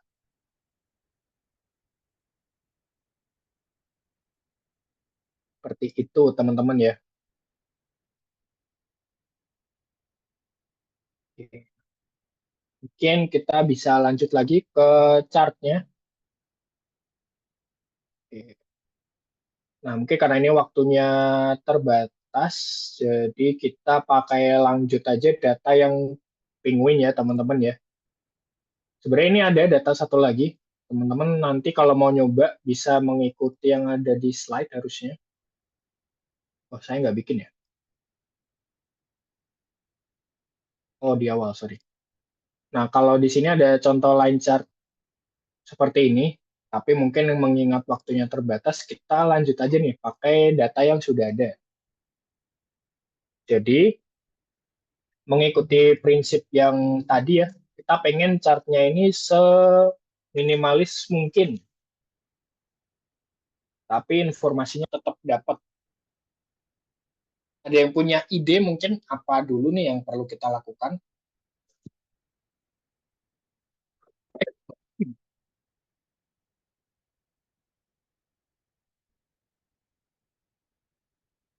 Mungkin kita bisa mulai dengan mainan background-nya dulu ya. Mungkin ini background-nya warna abu-abu nih, jadi uh, plot kita jadi kurang maksimal kelihatannya.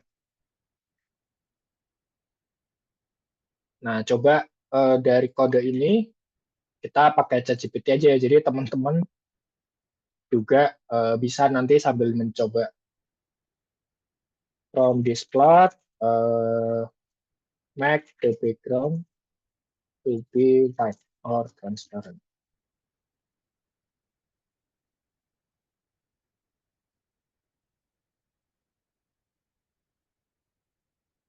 Nah, jadi kita step by step aja minta tolong ke dia. Oke, nah di sini dia ngasih dua jawaban ya. Ada tim BW, ini tema black white. Kemudian yang kedua ini ada tim, tapi ini dia custom ya teman-teman ya. Nah, teman-teman bisa pakai salah satu atau dua-duanya bisa dicoba. Nah, di sini dia ngasih tahu tim BW nih. Kalau saya biasanya pakainya tim minimal. Nah, jadi ada tim BW atau tim minimal itu sebetulnya adalah template ya. Mungkin ada tim yang lain juga kalau teman-teman mau explore di sini, tim dark misalkan. Nah, itu ada juga. Jadi ini adalah tema template yang diberikan oleh ggplot.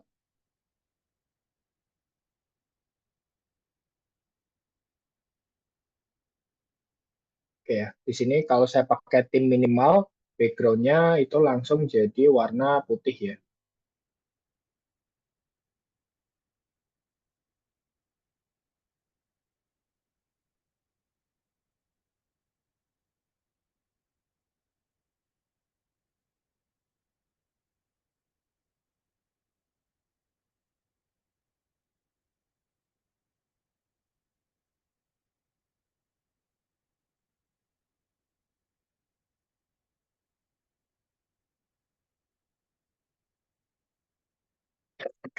Tuh. Jadi yang sebelumnya background-nya itu abu-abu, sekarang kita ganti menjadi putih di sini. Nah, mungkin juga yang sering dilakukan sama teman-teman di sini ya, itu mungkin kita mau ganti nih judulnya ya, di sini ada title-nya. Judulnya untuk sumbu X, Y, dan seterusnya, itu teman-teman bisa pakai namanya labs di sini. Misalkan sumbu X itu kita mau kasih tahu dia bentuknya seperti ini. Sumbu Y itu body mass in gram. Nah, terus color itu juga kita bisa kasih judul ya. Misalkan color, judulnya itu spesies. Nah, nanti dia akan berubah di grafiknya. Silakan mau dicoba dulu. Jadi yang atas ini part esensialnya ya. Yang penting ini chartnya jadi kalau yang atas. Kalau yang bawah itu sudah kita ngotak-ngatik plotnya ya. Bisa dicoba dulu.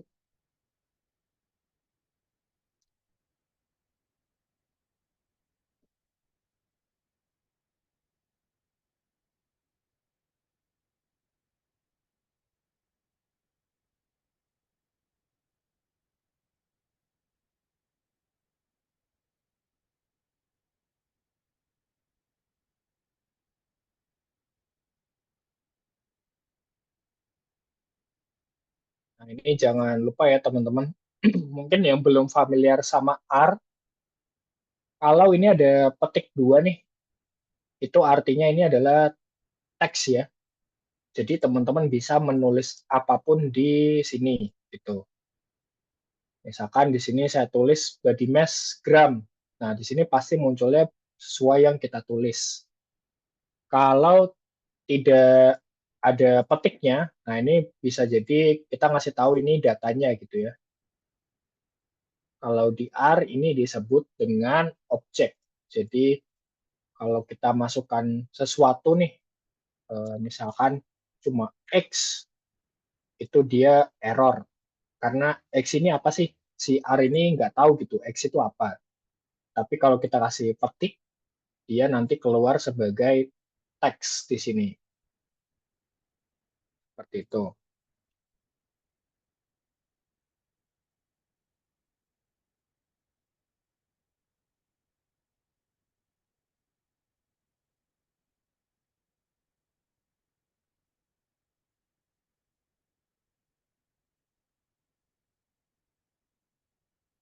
Ya, ada yang sudah berhasil, teman-teman?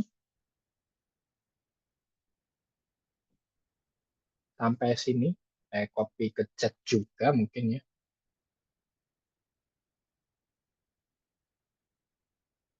Oke, sip. Mudah kan ya?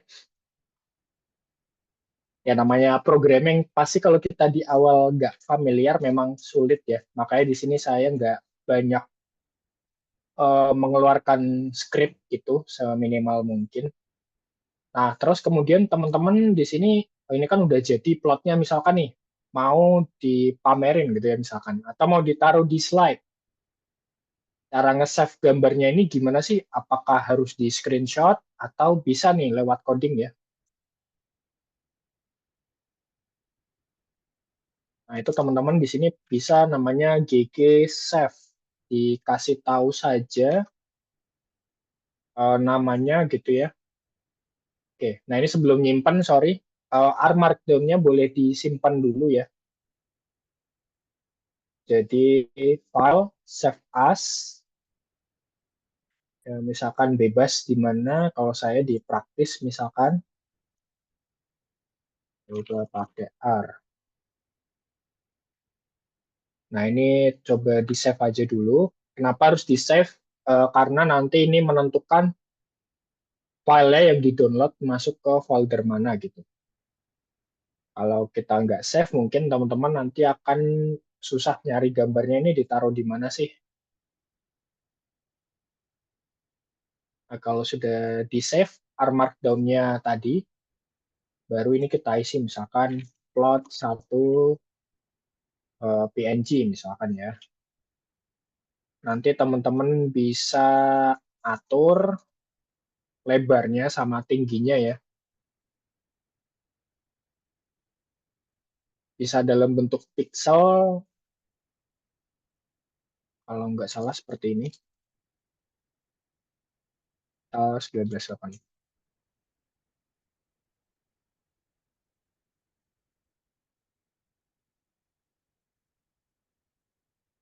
Ini saya coba coba dulu ya teman-teman ya. Saya biasanya pakai cara yang gampang.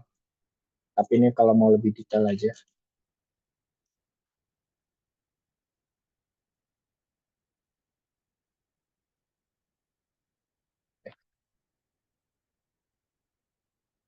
Coba tanya ChatGPT aja ya.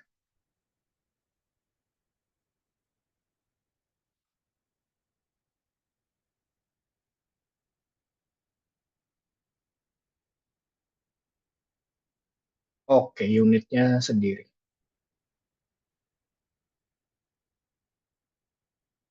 Dia defaultnya inci nih teman-teman. Jadi kalau teman-teman mau lebih spesifik pakai pixel bisa dikasih tahu di sini ya. Nah ini ada unitnya inci, sentimeter, milimeter, atau pixel. Itu di sini dikasih tahu. Misal PX. Nah, harusnya dia akan muncul di tempat teman-teman tadi menaruh file art markdown-nya ya, atau RMD-nya. Nah, di sini dia muncul. Nah, ini jelek ya. Kayaknya terlalu kecil nih. Jadi teman-teman diedit lagi di sini. Misalkan kalau saya ganti ke senti aja, saya pakai rasio aja 16 kali 9 senti,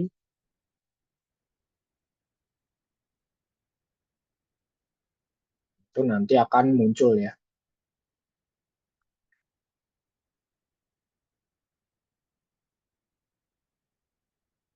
Mungkin kalau mau backgroundnya transparan ya, biasanya kan mungkin slide-nya atau presentasinya warnanya nggak putih, itu bisa ditambahin background transparan di sini.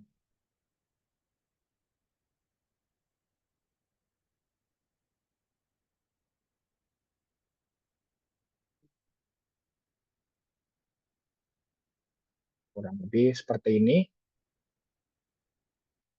Nah, coba saya taruh di PPT-nya ya.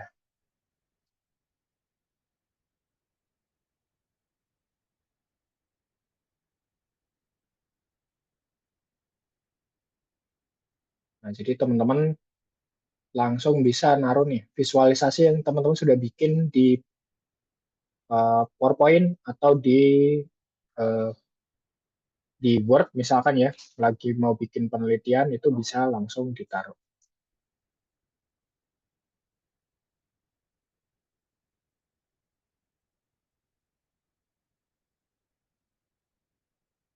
Oke.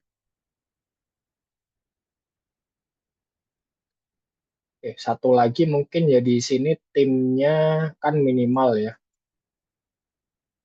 Ini mungkin cuma FYI aja untuk detailnya kita bisa hilangin panel grid. Jadi apa nih garis bantunya itu bisa kita hilangin. Biasanya saya selalu hilangin pakai elemen blank. Jadi supaya tidak ada garisnya yang di belakang ya, biar bersih seperti ini. Oke, ini kode fullnya saya copy aja.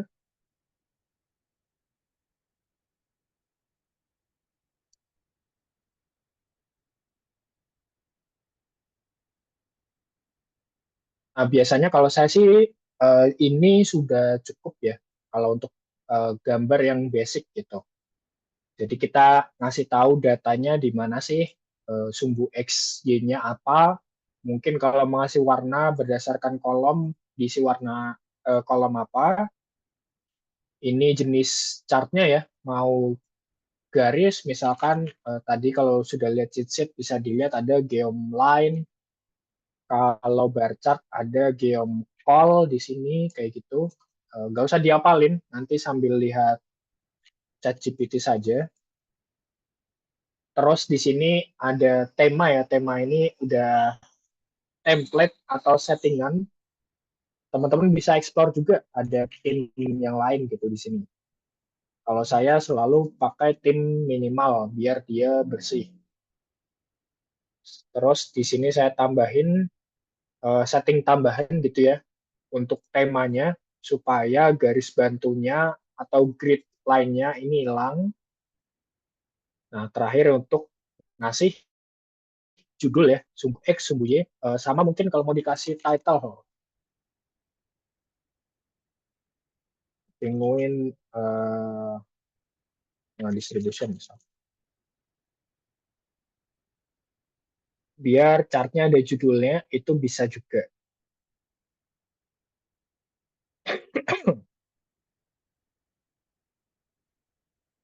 Oke, nah mungkin itu aja sih. Saya takutnya terlalu kompleks nanti ya. Mungkin sampai sini ada yang mau ditanyakan dulu dari teman-teman. Silakan ada yang bertanya terkait data visualization, ya tidak Nah, melulu terkait coding. Oh ya, monggo, ada siapa? boleh, boleh. Dari pengalaman juga boleh.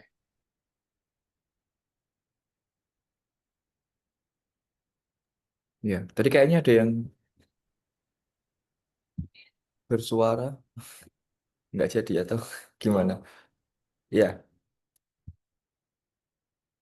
oke. Jadi sekali lagi ada yang bertanya, sekali lagi ini tidak harus terkait dengan coding gitu ya. Kalau ada yang eh, bertanya hal lain atau mungkin sharing terkait data visualization, monggo. Atau mungkin bisa ditunjukkan nggak Mas terkait dengan apa ya contoh-contoh yang apa tidak dalam tanda petik gitu ya, kita nggak bisa dapat itu di Excel gitu, yang bisa dilakukan di R. Oke, yang nggak bisa di Excel. Sebenarnya mungkin kalau dipaksain gitu ya, di Excel bisa tuh Pak. Contohnya kayak tadi ya, untuk chart ini mungkin sebenarnya bisa bikin di Excel, tapi uh, ngotak-ngatiknya agak susah mungkin ya. Nah, kalau di R ini saya udah kebayang nih. Jadi ini saya kasih lihat step by step-nya ya.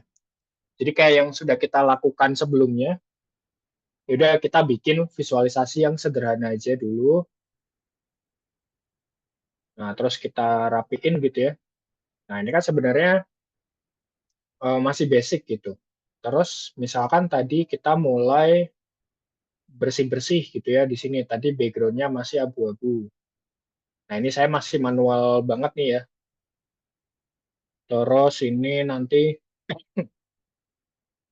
mulai dirapikan. Nah, mungkin sampai sini di Excel masih bisa. Tapi kalau kita sudah mau mulai meng-highlight gitu ya, oh ini titik ini mau saya highlight, kayaknya ini mungkin di Excel belum bisa gitu ya.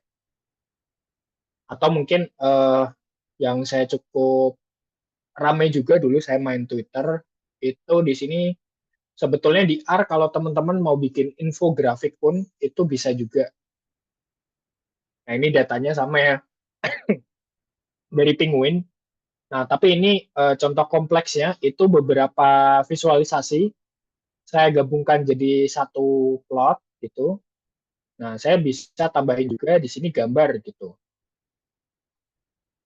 Jadi nggak cuma, nah mungkin kalau seperti ini kan di Excel belum bisa gitu ya. Tapi mungkin kalau kita ngedit di slide atau di Canva masih bisa gitu. Tapi kalau mau satu step di R itu ini bisa kita lakukan. Ini scriptnya kalau nggak salah saya masih nyimpan. Nah ini ya, memang scriptnya panjang sih. Tapi kalau teman-teman sudah familiar bisa mengikuti harusnya. Seperti itu mungkin Pak. Oke, oke. Ya, soalnya supaya apa namanya eh sekarang kan kebutuhan data visualisasi kan tinggi gitu ya. Hampir semua itu misalkan kita terkait kebijakan gitu kan pasti eh, harus ada data. Bahkan tidak hanya dengan tabel gitu ya. Karena tabel mungkin membosankan apalagi kalau datanya jumlahnya banyak gitu kan. Dan ada kebutuhan untuk meng-highlight sesuatu di dalam tabel itu gitu. Otomatis kan nanti apa perlu visualisasi entah dengan grafik, grafik pun juga tadi berbagai macam segala macam gitu kan. Dan ini bisa jadi alah ngapain sih pakai R gitu orang juga pakai Excel aja bisa gitu ya memang iya gitu ya betul memang iya gitu cuman ini yang apa namanya ada beberapa fitur gitu ya yang eh, bisa jadi di Excel tidak bisa karena kurang fleksibel lah. Atau kita bisa custom gitu ya dengan menggunakan R supaya sebenarnya kita pengennya apa itu supaya tadi penyampaiannya lebih menarik. Dan mungkin buat teman-teman yang di akuntansi gitu tidak usah terlalu apa ya istilahnya itu mungkin kecil hati ya dalam artian ini kan terlalu banyak coding gitu. Kemudian ini nggak bisa, saya nggak butuh segala macam. Justru ini bisa menjadi semacam nilai tambah seperti itu gitu ya bahwa bisa loh sebenarnya gitu ketika nanti teman-teman di akuntansi ada kebutuhan untuk visualisasi data tidak hanya melulu menggunakan apa garis-garis ya atau line chart misalkan tapi juga dengan yang lain ya gitu ini juga bisa menjadi alternatif seperti itu. Oke. Yang lain silakan ada pertanyaan. Oh ini tadi saya agak ditegur ya. Ini pesan sponsor maaf. Webinar ini terselenggara atas eh, Mau share screen partner mungkin Pak Puji. dari Nolexa gitu sehingga dan ini kalau misalkan teman-teman semua ingin mendapatkan sertifikat, nanti silahkan eh, apa namanya tadi sudah saya share ya terkait dengan presensi. Nah, itu juga nanti bisa kalau misalkan mau sertifikat terkait dengan webinar ini seperti itu. Jadi eh, apa ini terselenggara sekali lagi atas CV Knowledge Indonesia. Oke, monggo sekali lagi eh kalau ada pertanyaan atau mau mencoba-coba, sekali lagi data science ini memang awalnya kok susah gitu, kok kayaknya harus ngapalin banyak coding, tidak gitu ya, tidak seperti itu gitu. Jadi memang awalnya susah tapi lama-lama kok sudah terbiasa itu akan mudah. Dan kalau kadang asik sendiri gitu ya, coding segala macam sudah ada bantuan ChatGPT, ada internet itu lebih mudah lah gitu ya. Oke, ya meskipun tadi Mas Arga bilang Hmm. eh, saya memperkenalkan R ke Mas Arga, tapi sekarang mungkin lebih jagoan Mas Arga gitu ya dibandingkan saya, karena tiap hari ini urusannya kan sama R dan apa namanya hal-hal semacam ini gitu ya. Mungkin beberapa saya bisa diupdate ya, oh ternyata bisa, oh kayak gitu dan seterusnya. Ini karena ilmu terus apa berkembang ya. Oke, sekali lagi ada pertanyaan? Monggo. Izin bertanya, Pak. Ya, silakan. Baik, terima kasih. Eh, saya sedikit membaca ini mencari informasi juga di ChatGPT, Pak. Nah, seperti yang dicontohkan tadi kan, kalau kita memasukkan kode atau input seperti penguins tadi kan langsung muncul datanya ya, Pak. Nah, kemudian kalau untuk di bidang akuntansi sendiri, Hmm. Suaranya hilang ya?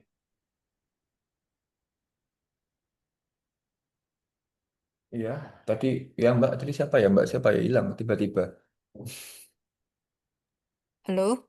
Oh iya, Ya. iya Oh Mbak iya Pak, silakan. ya saya lanjutkan. Jadi seperti yang tadi kan dicontohkan kalau penguins kan datanya langsung keluar Pak. Nah misalkan kalau seperti untuk akuntansi kita mau melihat harga saham atau kemudian inflasi di dunia dan sebagainya, itu DR juga sudah menyediakan atau kita harus menginstal paket tertentu DR supaya data itu muncul Pak. Oke, thank you. Siapa nih? Sorry. Abel Pak, terima Oh, kasih. Kabel, sorry. Nah, untuk data-data itu berarti data real time ya. Kalau tidak salah tuh sudah ada API-API-nya. Misalkan eh, apa nih? Stock nih, stock market with itu kalau tidak salah sudah ada API-API-nya. Jadi, oh ini contohnya saya. Ada package namanya QuantMode nih. Kita mau ambil data, misalkan ini Apple. Kalau Indonesia kayaknya tinggal ditambahin ya BBRI, JK gitu misalkan. Itu nanti kita langsung dapat datanya. Misalkan tadi pun ya. Saya coba aja ya. Nah, itu sebetulnya kalau di R bisa kalau kita mau ambil data secara real time gitu ya, misalkan dari internet atau dari sumber-sumber tertentu, misalkan dulu saya pernah juga narik data Twitter gitu. Jadi kita bisa ngumpulin tweet-tweet orang 90 hari terakhir gitu ya. Misalkan mau menganalisis, oh ini lagi rame ngomongin DPR misalkan. Atau lagi ngomongin sesuatu gitu. Itu kita bisa tarik datanya. Gitu. Atau mungkin kalau di akuntansi atau di korporat, misalkan biasanya kan datanya sudah tersedia dalam Excel mungkin atau kalau di tempat saya itu pakai Google Sheet gitu ya. Nah, itu kita bisa juga ada package-nya di R itu nanti kita bisa narik data ke Google Sheet URL. Nah, itu bisa juga. Kalau saya ini kerjaan sehari-hari saya itu menarik data dan ngasih report data ke Google Sheet. Nah, ini package yang selalu saya pakai di sini Google Sheet 4. Jadi nanti kalau mau dicoba itu tinggal login aja. Jadi ketika kita sudah ngasih alamat Google Sheet-nya ya, misalkan ini saya copy aja deh. Coba Alamatnya dipraktekkan langsung coba Mas. Google Sheet 4. Nah, ini kalau Nanti teman-teman bisa install sendiri ya. Google Sheet 4 itu nanti harus autentikasi dulu, jadi harus masukin email dulu, email.com. Nah, nanti dia akan minta sign in. Bener nggak? Nah, saya ganti browser dulu ya, default browser. Biasa. Sorry. Ini emailnya saya salah. Dia tamu.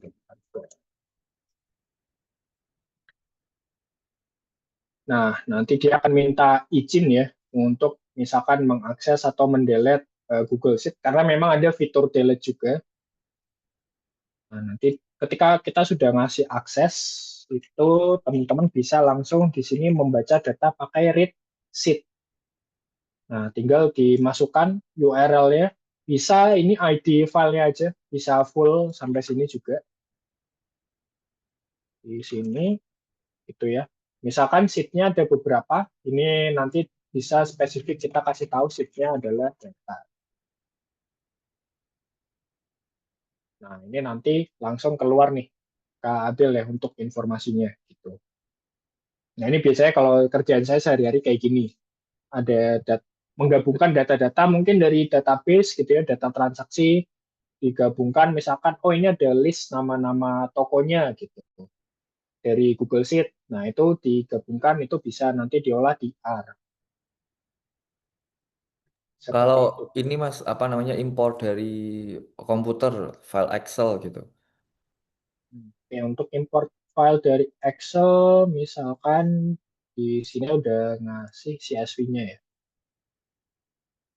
Oh, sorry, foldernya saya belum ngasih. Ini kalau teman-teman mau full dapat materi hari ini ya, itu untuk linknya. Praktis.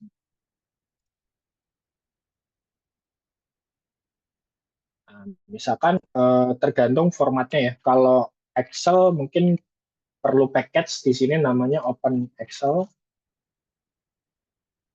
seperti itu. Tapi kalau tadi saya ngasihnya CSV bisa langsung read CSV.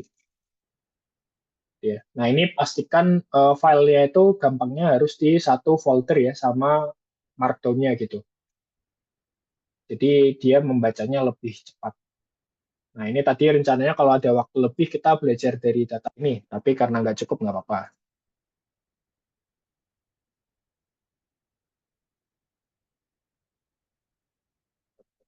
So mungkin ini saya download dulu ya jadi Excel buat contoh.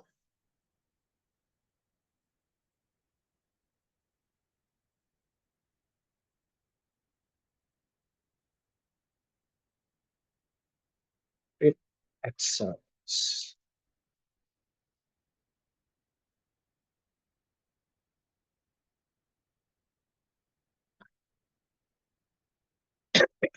Ya, jadi sebenarnya harusnya hampir semua file itu di R kita bisa baca ya. Cuman memang fungsinya saja yang beda-beda. Nah, mungkin ini sekalian markdown-nya saya taruh di sini. Ini email kantor, nggak punya akses di sini. Jadi nanti apa yang sudah kita coba hari ini, teman-teman bisa buka di coba pakai r.rmd ini.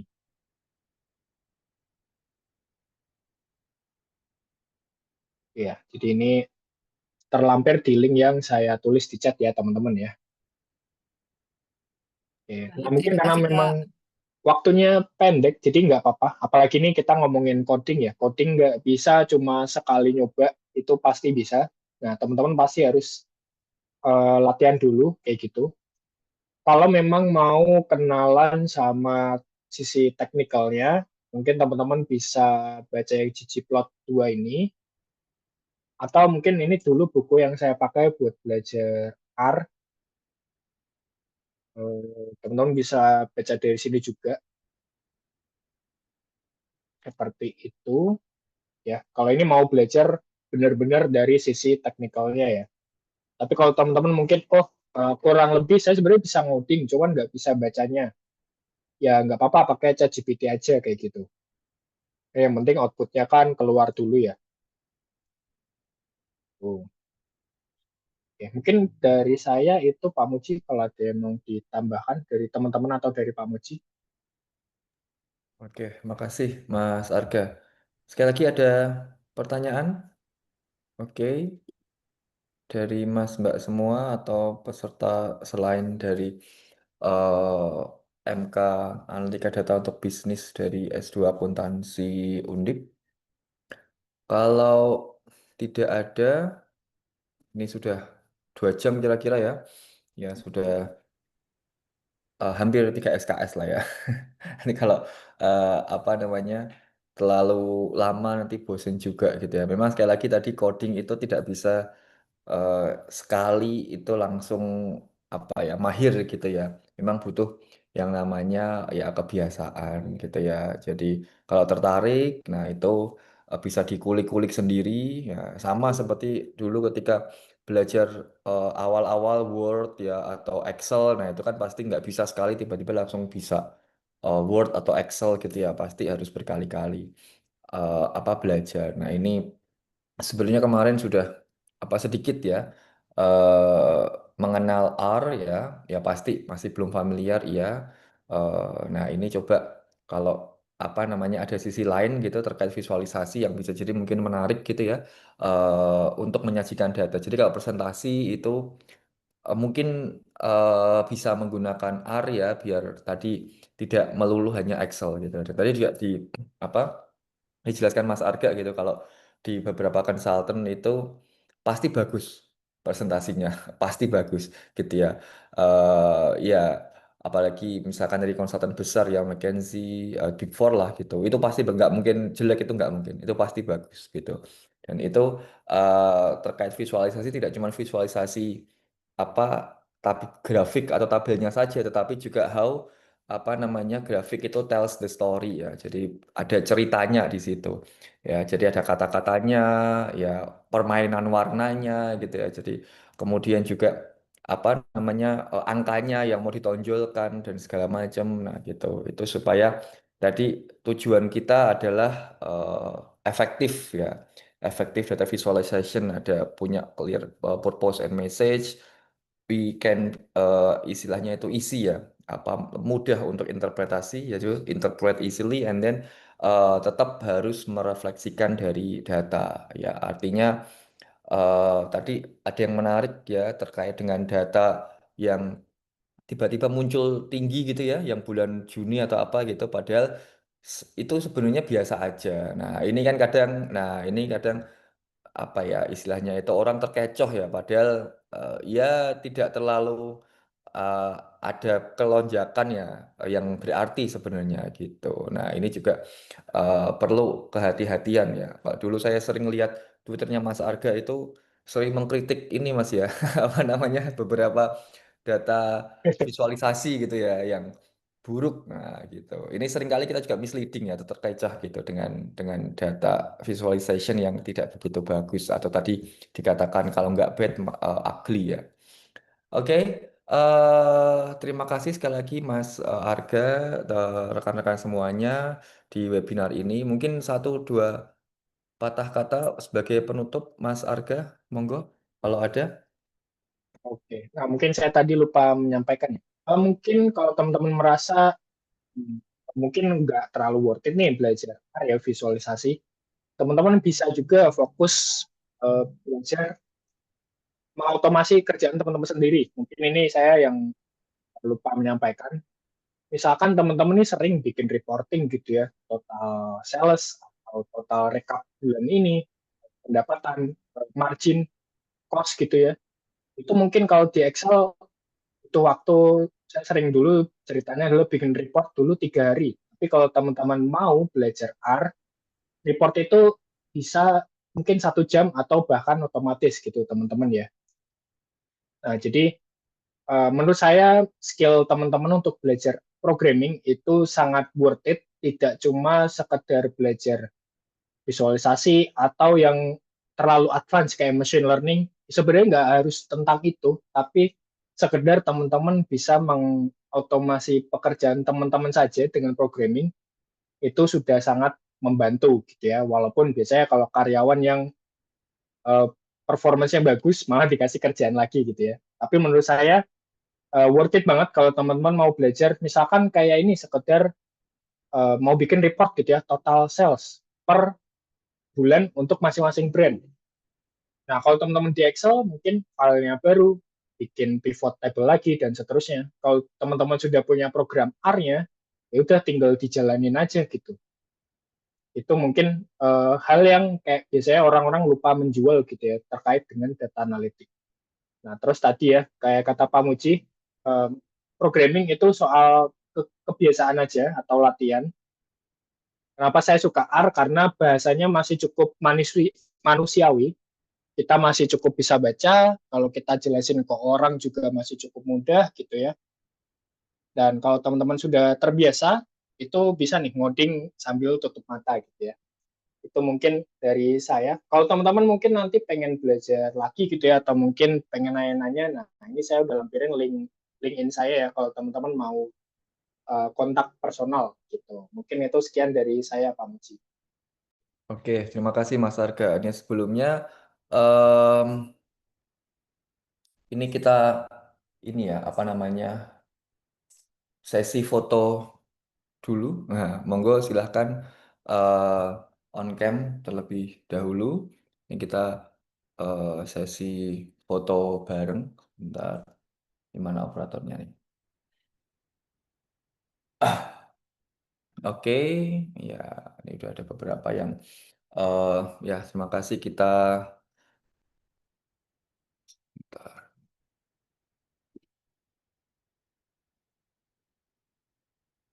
Oke, satu slide pertama, satu, dua, tiga.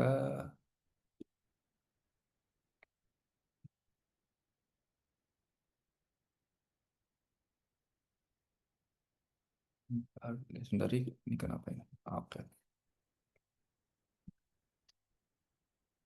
oke, oke, and then satu, dua, tiga.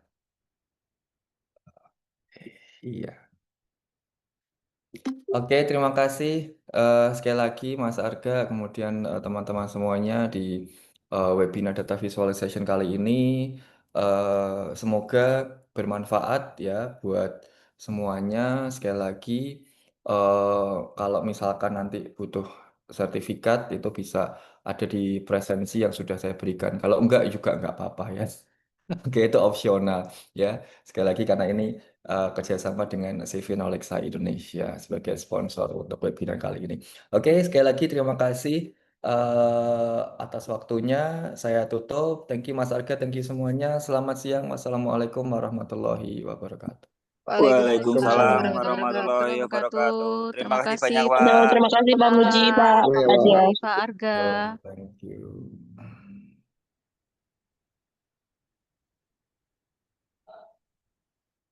Oke, matur nuwun ya Mas Arga ya waktunya ya. Sorry mengganggu. Ya, Thank you sekali lagi. thank Semoga you Pak sukses Muji. di kerjaan. Oke. Ya, keep contact ya. Thank you.